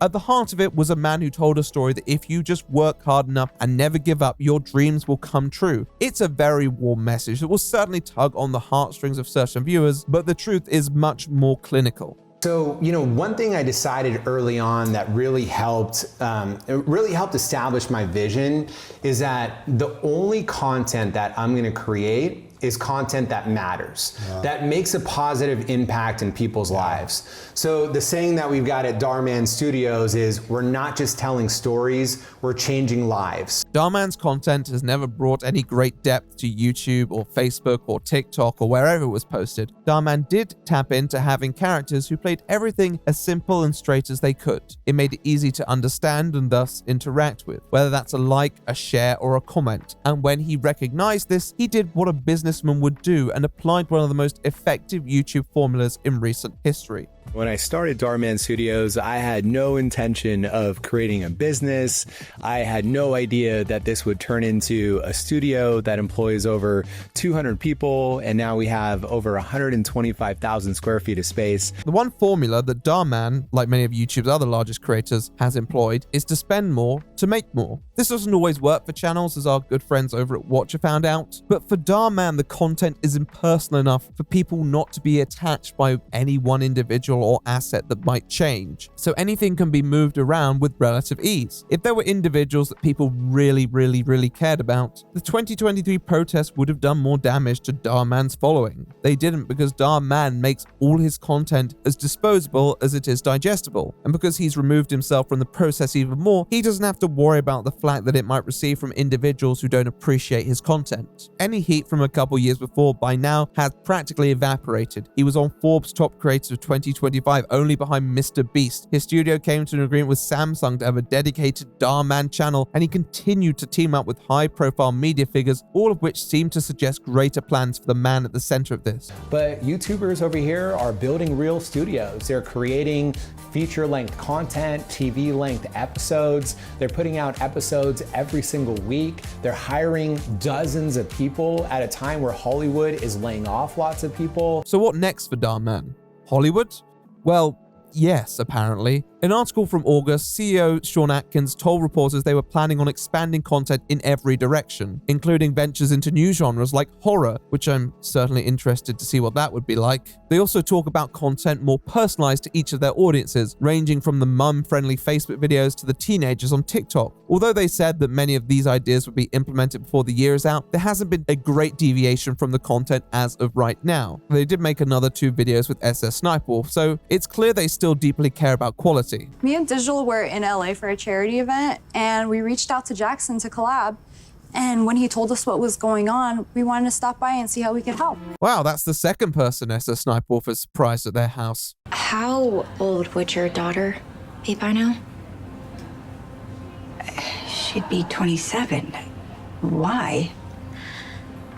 I'm 27. The videos have slowly been increasing in length, not quite to the length of, say, one of my videos, but it's clear they're trying to provide more substance to their actual stories, at least on YouTube. There are more actual narratives that possess character and payoff. These aren't just merely fables anymore. which some people might like, but I don't know. Whether this works in the context of a Dhar Mann video is debatable. Videos of this length are a little harder to share, and the views don't immediately reflect the increased production budget that is probably being sunk into these kinds of videos. As much as I can understand the goal of personalizing the appeal on each platform, I feel that what made the videos so consistent in their performance was the close relationship between each of the platforms, and I do wonder whether Dhar Mann can make an effective jump into the next territory, or if they're approaching their limit when it comes to the reach of their content. Yet maybe it's part of a longer-term strategy at play. Maybe they're warming themselves up for something bigger.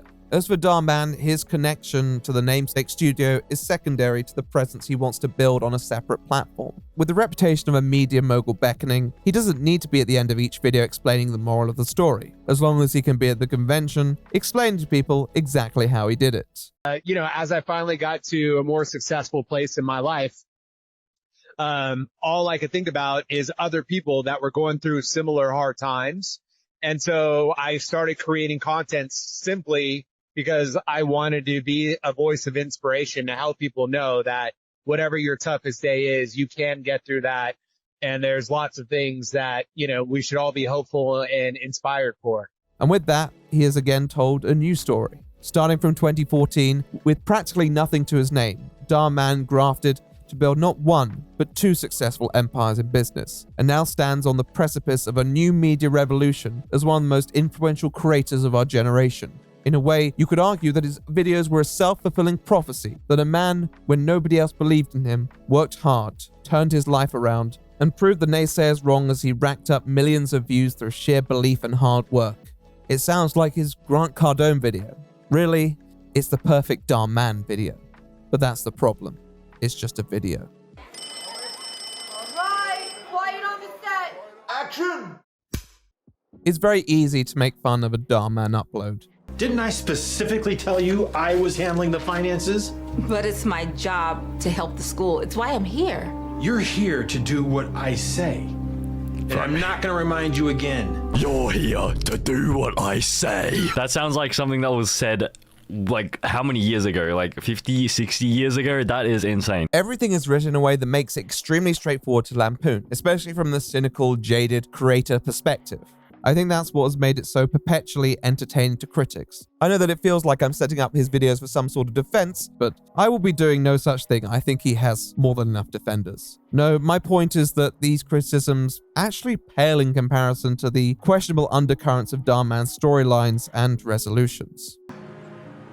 But I doubt anyone would want to go to prom with me. That's where you're wrong. You see? Hey, Faith. No, Dhar Mann? In interviews and even his own videos, he's often said that the inspiration for his self-titled channel was his own experiences of being at rock bottom and needing inspirational messages. I'm not sure if it's more confusing or illuminating, therefore, that Dhar Mann content is implied to be a reflection of Dhar Mann's own philosophy, because at the core of these videos is a thesis completely detached from the reality of the world, and often rooted in their own prejudices. Take Dhar Mann's most watched video, Kids Make Fun of Boy with Autism. They instantly regret it. One of his Rose period offerings, clearly. Here we witness a series of baffling events that begin with the said autistic kid, Samuel, arriving at school and spotting who the audience assumes to be his friend. Hey, Kyle! Hey, Kyle! Isn't that the autistic kid that just transferred here? Are you friends with him or something? No. Why'd I be friends with a loser like that? They act like the autism label is a black mark of sorts, and shortly after the kid comes over and interrupts their chess game, telling this kid he knows how to help him escape from a checkmate scenario. Support that he rejects, probably because it's his game. I can help you get out of it. Look, I don't need any help from some autistic kid, all right? Now, kudos to whichever staffer set up an actual checkmate here. I hope they had fun with that.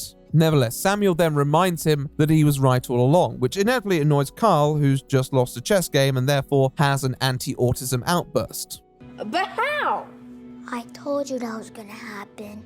Just stop. You're not smart enough to understand how chess works. Now, kid lost. This formula of the autistic kid possessing the knowledge to solve problems everyone in their circle fails to do repeats itself through this mathematics class, in spite of the student from the opposing team forgetting that when you square root a number, it'll give you both a positive and negative value, but there we go. This then escalates at the 3v3 basketball game when Carl again doesn't involve Samuel, even when he's a player down, which is terminal levels of hater behavior. When they lose and he is reminded of his choices, he has another outburst which attracts the attention of a teacher. But I'm a nobody.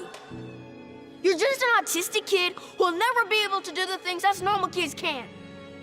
So why don't you just get out of here? Special needs Sam, Kyle. She reprimands them before the mother comes in and reveals Samuel's relation to Darth Brooder over here. How could you do that? To your own brother. Brother? I'm so disappointed in you. What?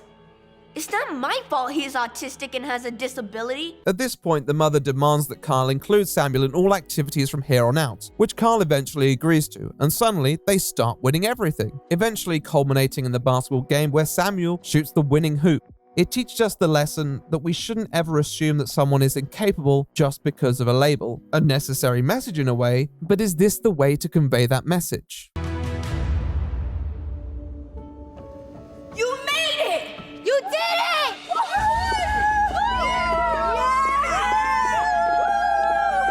The lack of reality isn't just a source of entertainment for countless individuals, but a core issue in actually relaying these life lessons accurately. Carl's prejudice in involving his brother is initially implied to be some form of denial or insecurity, but by the end of the video, it's played like he genuinely believes his brother is incapable because of his autism. A very difficult angle to sell when they already live together, but the only one that can feasibly work within the solution that they just start winning everything and live happily ever after. It misses the point of a lot of prejudice even in younger people. It often doesn't come from the belief that individuals aren't capable, it comes from the aforementioned notions of denial and insecurity.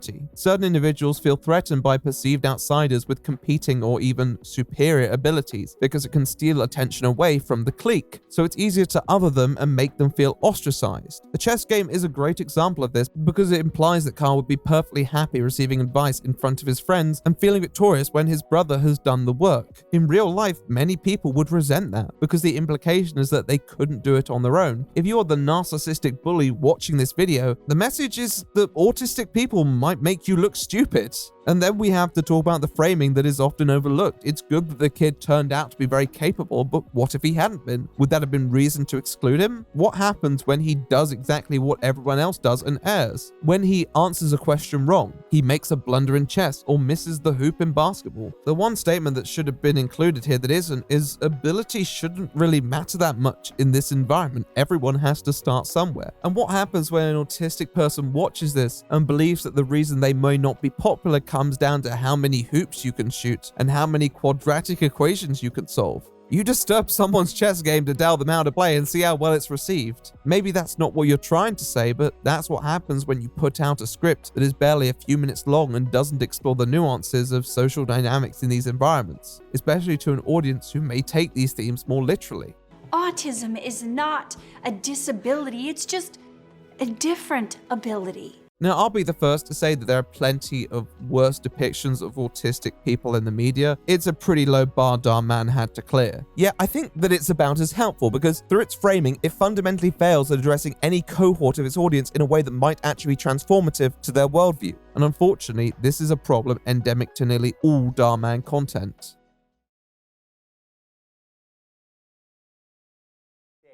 So if you can get them to relate to a part of their own life that they've experienced, even indirectly, then you can help drive that emotion because they can remember something that they've experienced. And it could even be something that happened during their childhood. It could be something that they saw. It could be something that they heard. But if you can recreate that experience for them, that's what will move them emotionally. One of the most effective ways that Dhar Mann has sold his brand is by making people across countless demographics, from children up to old age pensioners, believe that the content is for them. Either they see themselves in the characters or they share it to someone else so they can be lectured on how they behave. To cast a net so wide means to cast it very thin as well. And just as the video on autism can be taken apart on the basis that it's simply not reflective of human nature, many of these videos follow the same theme.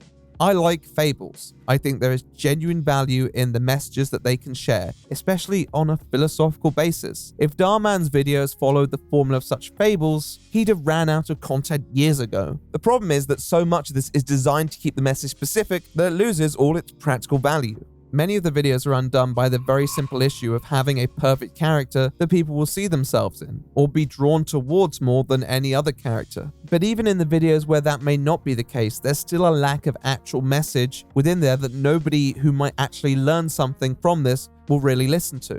Most of the time, the conflict is between someone good and someone bad, and the script's desperation to make sure people know who's who makes them more caricatures than actual people. If you can relate to anything that the protagonist goes through or actually does, you're made to feel good because the script always validates and justifies their behavior. You see that in the revenge fantasies, where a well-behaved underdog finally snaps and decides to torment the people who've wronged them, even if the techniques are morally dubious. You see this in the sadistic parent fantasies, where a child lies about something or misbehaves, and then their parents take them on a massive ride to teach them a lesson. It could land them in hospital or a military prison or at a fake Dhar Mann meetup. This is not good parenting, but it's a fun thought for a beleaguered parent. A fun video to threaten the critters with. What's all this? Well, today's your lucky day because you get to be in charge. What are you talking about? No more rules for the next 24 hours.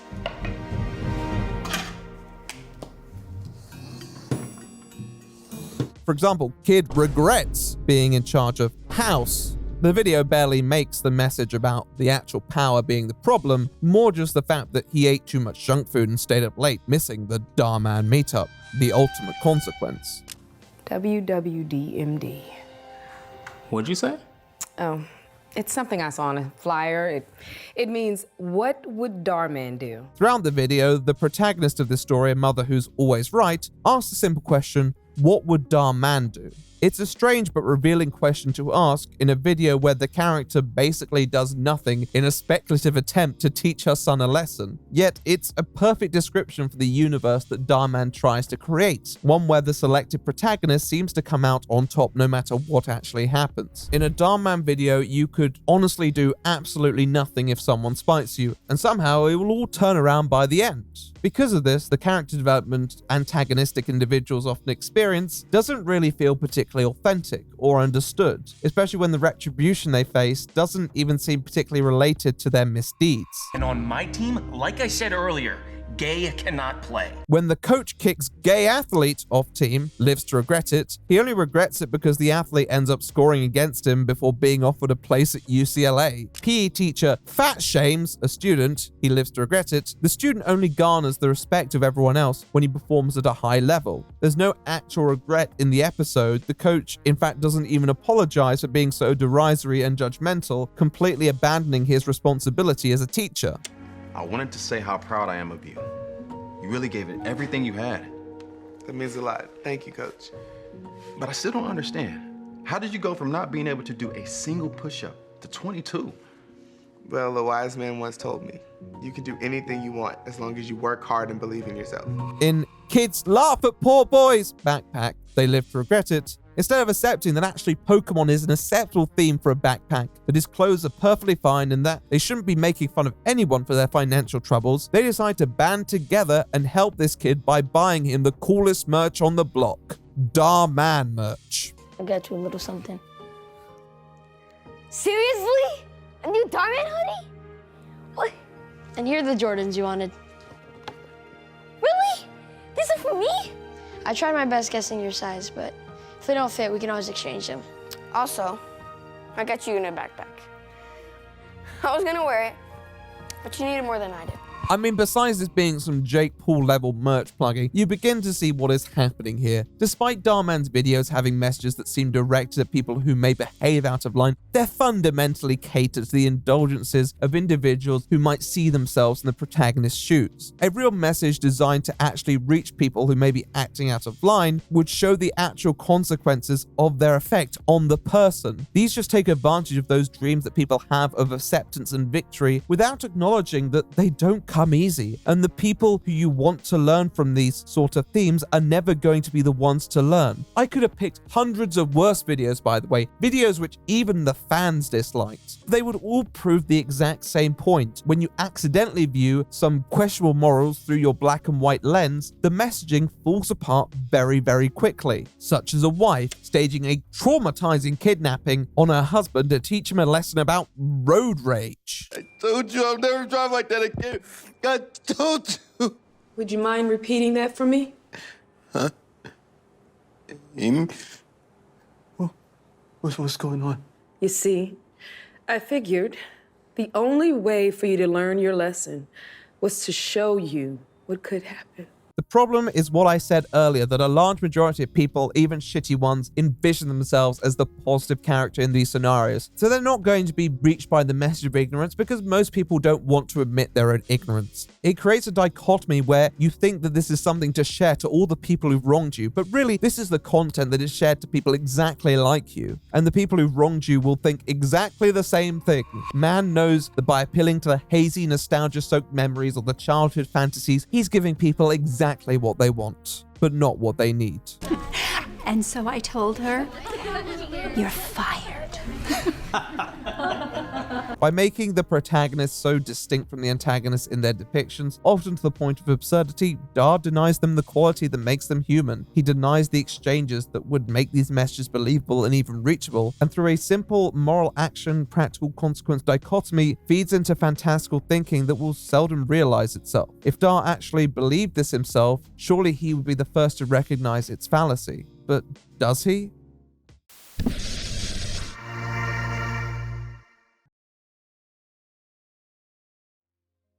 Even though the stories told on Dhar's channel are beyond far-fetched in many ways, they do reflect how Dhar regularly tells the story of his own rise, fall, and re-emergence. I'm aware that I'm oversimplifying a little, but that's the crux of much of his narrative. He used to live a life of self-indulgent luxury, chasing the adrenaline rush that being loved would bring him. His shallowness and lack of respect for the system cost him everything, and since then he has learned the lessons of operating above board and respecting those around him, for which he has been generously rewarded. Now, the narrative of growth isn't new, and if he has genuinely grown as a person, he shouldn't lie about it. Nevertheless, I think what is interesting is simultaneously the great change he has undergone and the significant lack of change on show.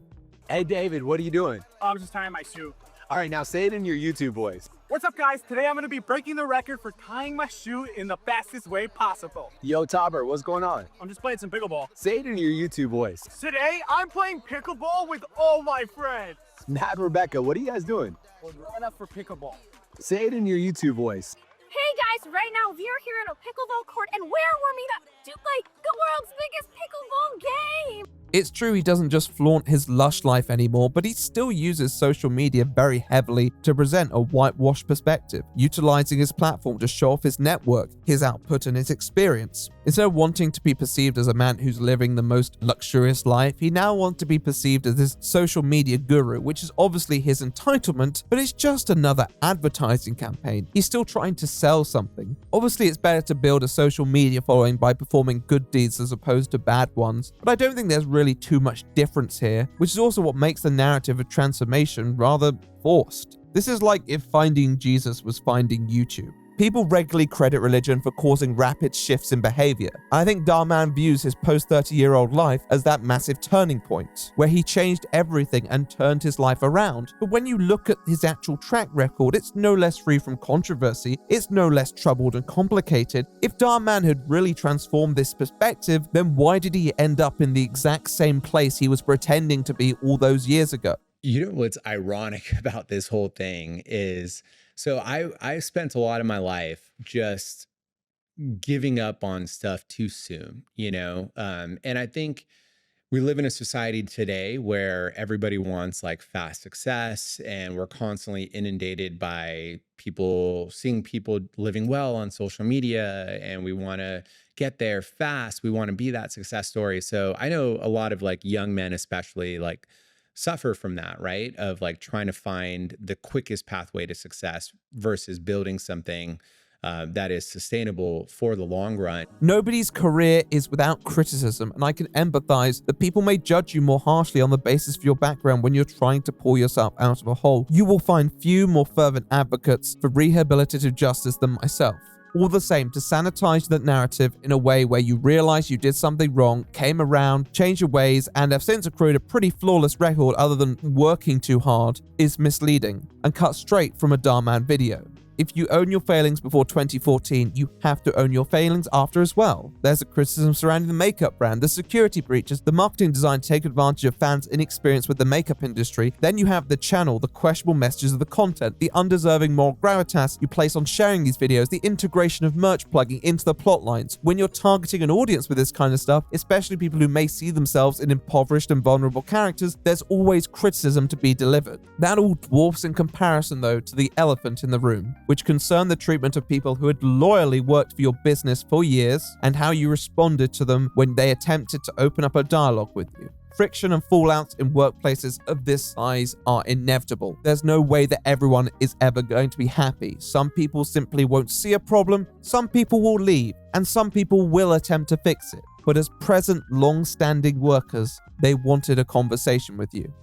Hey, Colin, what are you protesting? I just wanted to have a conversation with my boss. You don't have to agree with their points or even enact the changes that people request. You just have to listen and communicate your reasoning. But that's not what followed. How Dhar Mann attacked and depicted frustrated actors to his followers in the coming weeks was something else, stating that they had crossed the line so he wasn't open to talking with them, all while issuing legal threats, censoring them online, and leveraging the power of a large company over them in exchange for their silence, relying on loyalist actors to make his points for him. Even if Dhar Mann wasn't carrying this out personally, this was exactly what the actors were talking about when they mentioned a culture of fear. If Dhar Mann felt bad about losing his career prospects, how does he think actors who worked with him for years felt about having their social media attacked by his legal team? These videos were never going to take down your business. They were barely going to make a dent. You had already moved into a $15 million mansion, so I think you would be alright regardless. But to do exactly what they asked in the end, which was to give a meeting to actors to discuss how to improve conditions, all while still greenlighting a campaign to drive any critics off social media platforms, is pretty deplorable, just out of how unnecessary it truly was. This is 100 times worse than just ignoring them. Try and smush the little guy. Thank you for proving our point again and again and again. This is why we spoke out. Some people would make the rational assumption that this is pretty against the messaging in many Dhar Mann videos. In a way, I suppose it is. But from Dhar Mann's perspective, this is completely in line with the black and white thinking often demonstrated in these uploads, and the perpendicular relationship between actions and consequences. We may see this as a person not listening to his contractors, but Dhar Mann can see it as innocent multi-millionaire spreading love is smeared by angry employees. In this story, he's the protagonist. He's the person who needs to keep spreading the love. He's the person who has the moral right of way, and therefore any consequence that befalls those unhappy individuals who spoke out was just a result of their own actions, no matter how disproportionate. Yet it's important to remember what those actors said themselves. I don't think this man is evil. I think he's become complacent in a system that needs to be addressed because it is incredibly underdeveloped and it is where our industry is headed. Where Dhar Mann employed the most simplistic, misguided aspect of his content, the actors utilized the most respectable ideas found within them. This notion that anyone can be changed with education and experience. To them, even faced with the treatment of past months, Dhar Mann wasn't this cartoonish YouTube villain. He was just a person too entangled in his own ego and corporate mentality to realize what he was doing wrong. Dhar Mann has constantly portrayed his story as an inverted arc, where his trajectory is a sign of the lessons he's learned. But really, it's just a messy line that was always headed in the same direction, such as most of our lives. That's not what people want to hear, but isn't it what they need to hear?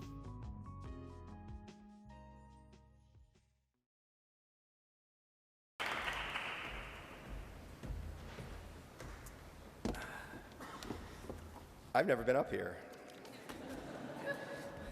This is Michael Lewis. He is the author of biographical non-fiction. To the film buffs, most notably The Blind Side, Moneyball, and The Big Short, all of which were eventually adapted into award-winning movies. However, he had his start at the end of the 1980s with the book Liar's Poker, an experience-based expose on Wall Street that is now often used as a how-to guide by aspiring bastards. Through the eyes of many, he is the prototype of graft-based success, and it would be easy to coddle followers with a narrative that he was day in and day out putting everything on the line. But in a speech at Princeton University, he had some words of wisdom for those graduating.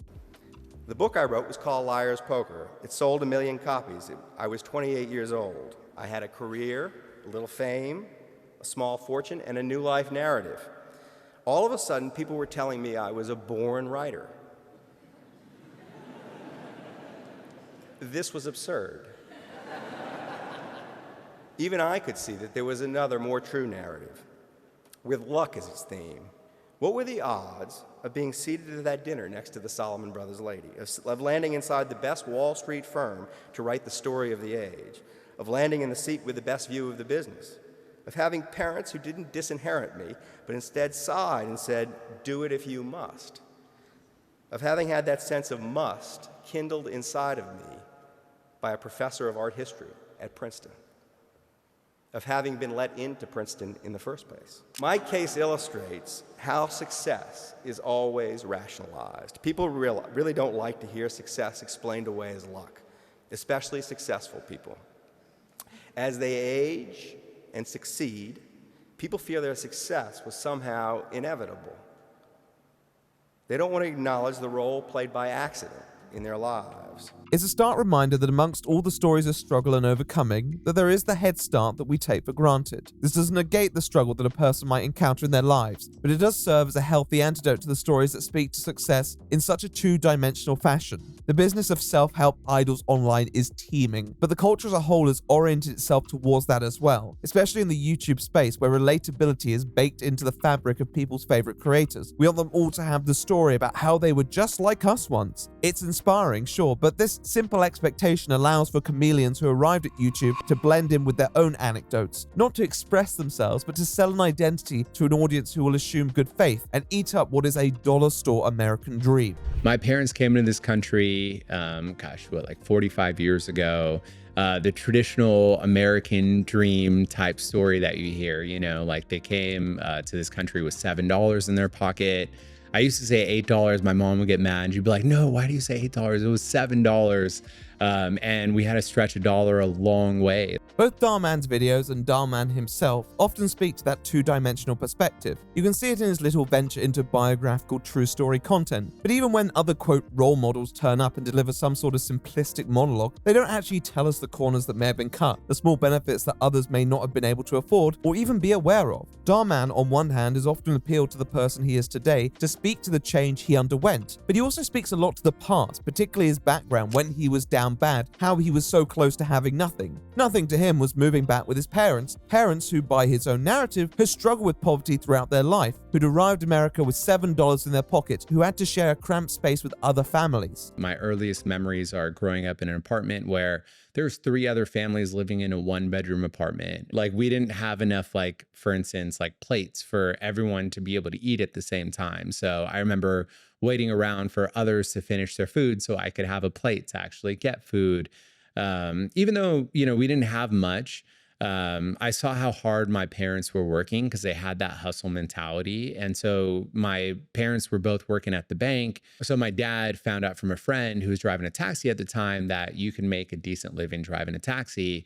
So all day he would work at the bank, all night he would work driving a taxi. He'd literally not sleep, or he'd sleep in the taxi cab to try to get small naps in between. So I just saw how hard they worked, and slow by slow, my dad was eventually able to own his first car. His first car, our family car, was a taxi cab. So everywhere I went, I would be driven in a taxi cab. When you invoke your family like that, you're speaking to persistence, of course, but you're also speaking to the fact that they overcame a struggle inflicted on them that spoke to your struggle as well. But by the time that Dhar Mann had pleaded no contest in his little court case, we know that his family owned their fair share of businesses. We know that they had enough money to make political donations and deal with their own lawsuits, even those from unhappy employees. They were reported as Oakland's largest taxi company by the time Mann was 12 years of age. Hell, on their own website it says they were founded in 1982, 2 years before Mann was even born, and they were hiring drivers from 1986 at the latest. Reports say that his parents built the company from scratch, so we can assume they didn't just buy it out. So from this information, we can only assume that Dhar Mann has unbelievable levels of recall from his infancy. But it honestly goes deeper than that when you sell a story that is at least omitting certain details when you want to appeal to that present as well, when you want to talk to the positive character. In September 2021, both of Dhar Mann's parents were hit with a nearly $4 million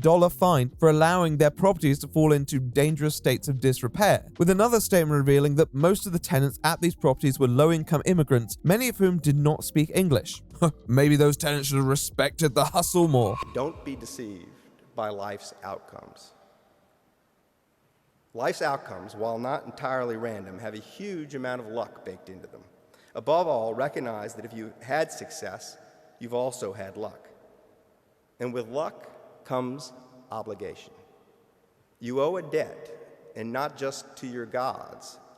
You owe a debt to the unlucky. The kind of stories that Dhar Mann tells are only truly inspiring if you're using your newfound wealth for some sort of perceived benefits, that debt to the unlucky. But by most legal accounts, his parents used it to subject people to the exact same struggle that Dhar Mann speaks to going through. The present struggle of another family is co-opted by Dhar Mann while that family is still suffering. I'm not attacking the dude because I think that what his parents do is necessarily a reflection on him. I don't. He can forge his own path. But I think this kind of evangelization often does speak to the truth that many of YouTube's largest creators won't indulge. The sanitization isn't just of content, but of a personality, an individual who wants not just to be a guy who can make videos like people did when YouTube started. They need their own identity as well, because that of a person who came from a wealthy family with a string of lucrative businesses that they were able to use as stepping stones to the big time isn't compelling enough in Dhar's own mind. He's probably right to think that, but I posit it's probably worse to omit the privileges that benefited you when talking to people who might not necessarily have them, to people who may think that this is what it takes to make it in the world, when they come from places where there's a lot more to lose. I like to work hard, and I like the notion of it being rewarded. You know, that we miss 100% of the shots we don't take mentality. I'm all about that. But the problem with success stories is that they're often the only ones we hear. And in a world of idols who are marketed to inspire and sell their success stories, they're selling themselves above anything else. Dhar Mann's videos speak to the notion that virtues are rewarded, but Dhar Mann's life doesn't really reflect that. It just speaks to the fact that rubbing shoulders with enough people will eventually pay off, and that if you enter any space with pre-existing wealth to invest, you often have some form of advantage over those who don't. It doesn't exclude anyone from working their way up the ladder, but it certainly makes the rungs easier for some to hold on to, especially if it's a position where you can knock a few others down. Although Dhar Mann has decided not to merely be a deadbeat son waiting on his inheritance, which is worth something I suppose, it doesn't change the fact that he was in a position to take risks that many weren't. The ability of Dhar Mann to accrue this large empire wasn't because this was a man who was prepared to fail, it was because this was a man who was allowed to fail. When he finally succeeded, he spoke about everything he did differently this time. But in reality, did he? Did he repay that good fortune that was granted him? You are the lucky few. Lucky in your parents, lucky in your country, lucky that a place like Princeton exists that could take in lucky people, introduce them to other lucky people, and increase their chances of becoming even luckier. Lucky that you live in the richest society the world has ever seen, in a time when no one actually expects you to sacrifice your interest to anything. All of you have been faced with the extra cookie. All of you will be faced with many more of them. In time, you'll find it easy to assume that you deserve the extra cookie.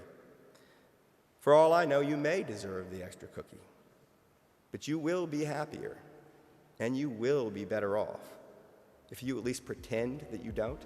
Or was business just a trial and error formula which would eventually be optimized with the resources available? Success that would be achieved no matter the cost to others. One story works better within the world of Dhar Mann and the story he sells online, but one story seems more in keeping with what we've come to know. I suggest we wrap that story up now.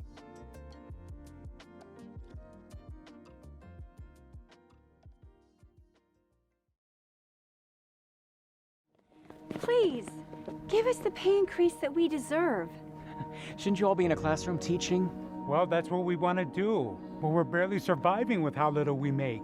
And a lot of our paycheck goes towards buying school supplies for our students. We hardly even have enough to buy groceries. Look, it is not my fault if you are irresponsible with your money, okay? I'm sorry, I just don't have time for this right now. Come on, let's go. Part of the issue in addressing Dhar Mann's reality is finding a story that is actually tangible, one that isn't completely filtered for an audience. Even before 2014, he was constantly trying to sell people an idea of him rather than him. In 2024, he sat down with podcaster Guy Raz for an episode of How I Built This. Reading the description doesn't instill great amounts of hope in you, but when Dhar Mann begins to recount his past and present, unlike other podcasts, it's not just this vague framing of a man who was trying to cut a few corners. Here, there's a lot more admission of guilt and information that contextualizes his actions. At this point, something begins to happen that hasn't really happened before. He starts to make sense. So I decided to take on multiple renovation projects at the same time. And what I didn't expect was how long of a time it would take for the city to issue these grant reimbursements. It turned out the money could take anywhere from 1 or 2 years to come in after all the work was completed and all the money was paid. Hearing this, you begin to wonder why this isn't what he said before. Why did he need to act like he actually didn't really do anything that wrong and he was just being pursued for love of the game? I took on too many projects at once that I couldn't afford. So that's when I made a huge mistake that would come back to haunt me. I decided to take some shortcuts on my grant application. I changed the dates on my paperwork to make it seem like the projects had been completed and contractors had been paid sooner than they were in order to start the reimbursement process faster. Yeah. So I was still running my different businesses, but my focus wasn't fully there. So that started going downhill. So I went in front of a judge, and the judge said if I agreed to pleading no contest, paying a $40,000 fine, and doing probation, I could have my case completely expunged at the end of probation as long as I didn't mess up again. Yeah. And there'd be no jail time. So given the circumstances, I decided to agree. Obviously, this doesn't cover the depth of the allegations regarding his behavior back in the day, alongside his questionable lobbying practices, but it also begins to make sense of that behavior in a world where he was trying to give himself the upper hand. There are a lot of these conversations which explore his decision-making process throughout the podcast, and you begin to wonder whether you might see some reflection when the topic of his debacle with his cast members inevitably comes up. And yet, You know how stressful it is when you start removing yourself from any sort of decisions. But fortunately, I had Laura and Ruben, the two people that were there from the very beginning, to step up to the plate. Laura took over all of human resources and finance, and Ruben took over all of production and operations. But the craziest thing happened. While the first half of 2023, the business really slowed down, the second half of 2023, the studio grew faster than ever. the start of 2023 was not even notable enough to mention for him. The people who had been a building block of Dhar Mann's fortune empire were not even a chapter in his story. For them, they were cutting off one of their most recognizable roles to try and see change. They were putting everything on the line. For Dhar, they weren't equal anymore, and he didn't have to hear from them. HR would sort them out. Maybe there's a point about corporate alienation to be made here, how Dhar put so much distance between himself and his actors that because they stopped existing to him, their problems stopped mattering to him as well. However, I think there's one more point about Dhar Mann videos that can be made, and it's possibly the one that is the most obvious, but also the most objectionable. In Dhar Mann videos, the person who is always in the wrong is always shown in one way or the other that they were wrong. If you reverse engineer this logic, it's the people who lose who are the people who are wrong. When Dhar Mann was wrong, he lost. Now he's winning, he must be right. That old quote that people keep quoting back to him about what's in the dark always comes to light and so on. This constituted the message that Dhar Mann uses to attach people to a video, to his channel, to the man himself. When you control the themes of your content to control your audience, you control how they perceive you. And if they want to hold on to those themes of righteousness, they'll hold on to you tighter, no matter the logical argument that might say otherwise. It's pretty obvious that fables are not really reflective of the world we live in. Slow and steady doesn't always win the race, but at least fables are used to teach us merits and values. Dhar Mann, on the other hand, acts as his own antidote.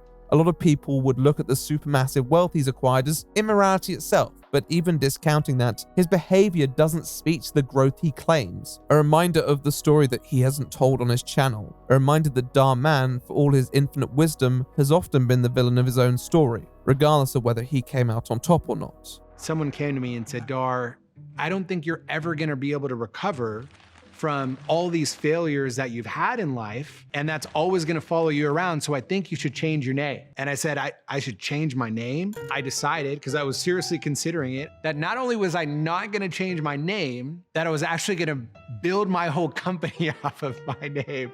And a few years later, here we are with over 60 billion views. But Dhar Mann's life has to be a Dhar Mann video too. It has to be this tale of how he came back from nothing, how he was ready to give up at every point and somehow turned it all around. The bad choices he's made are only necessary to acknowledge when Dhar Mann views it as tangential to the person he's become today. But bad choices are always relevant, and if we don't view them as such at the time, we will continue to make them. Life is just one battle after another, and a lot of the time, the intent of your actions doesn't correlate with the exact outcome. There's a world of checks and balances, but people slip through the net, and on a regular basis, very bad people end up in very powerful positions. They don't have any comic comeuppance that shows that they were wrong all along, and even if they do, they may not necessarily learn anything from it.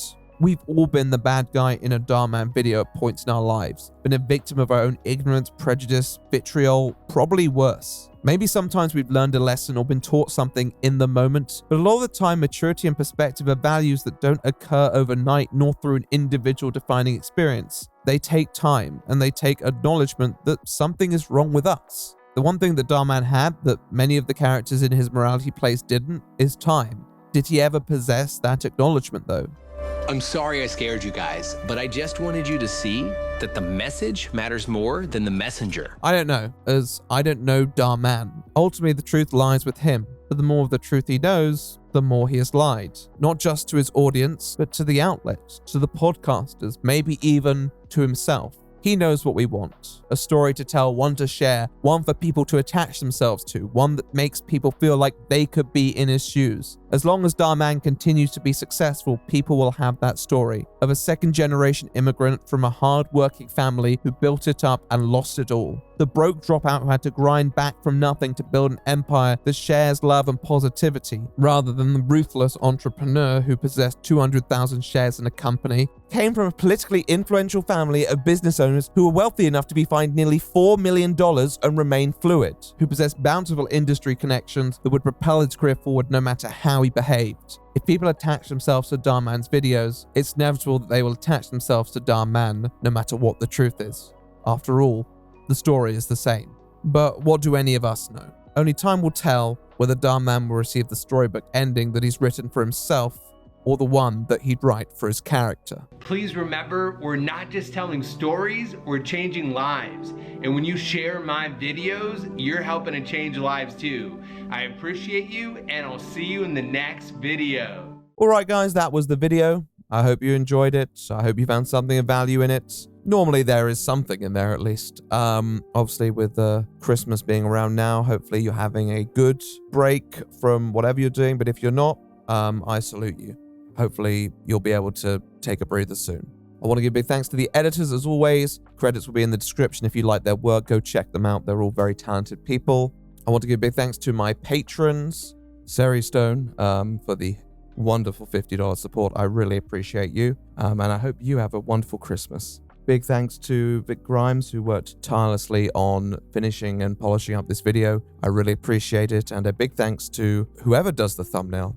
Their credit will be here hopefully very soon, but actually we don't know who's doing it yet, so we'll find that out. And finally, a big thanks to Odoo for their third sponsor of the channel. Hopefully they've received some form of interest from it. And of course, anybody whose art is featured in this video, thanks again for the contributions over the years. I hope you guys have a good new year as well. I'm not sure when my next upload will be. Don't worry if it's a bit of a hiatus. I will be back, but you know, there are other things to life as well. But whether it is in a couple months or a little longer, I'm the right opinion, and I will see you in the next one.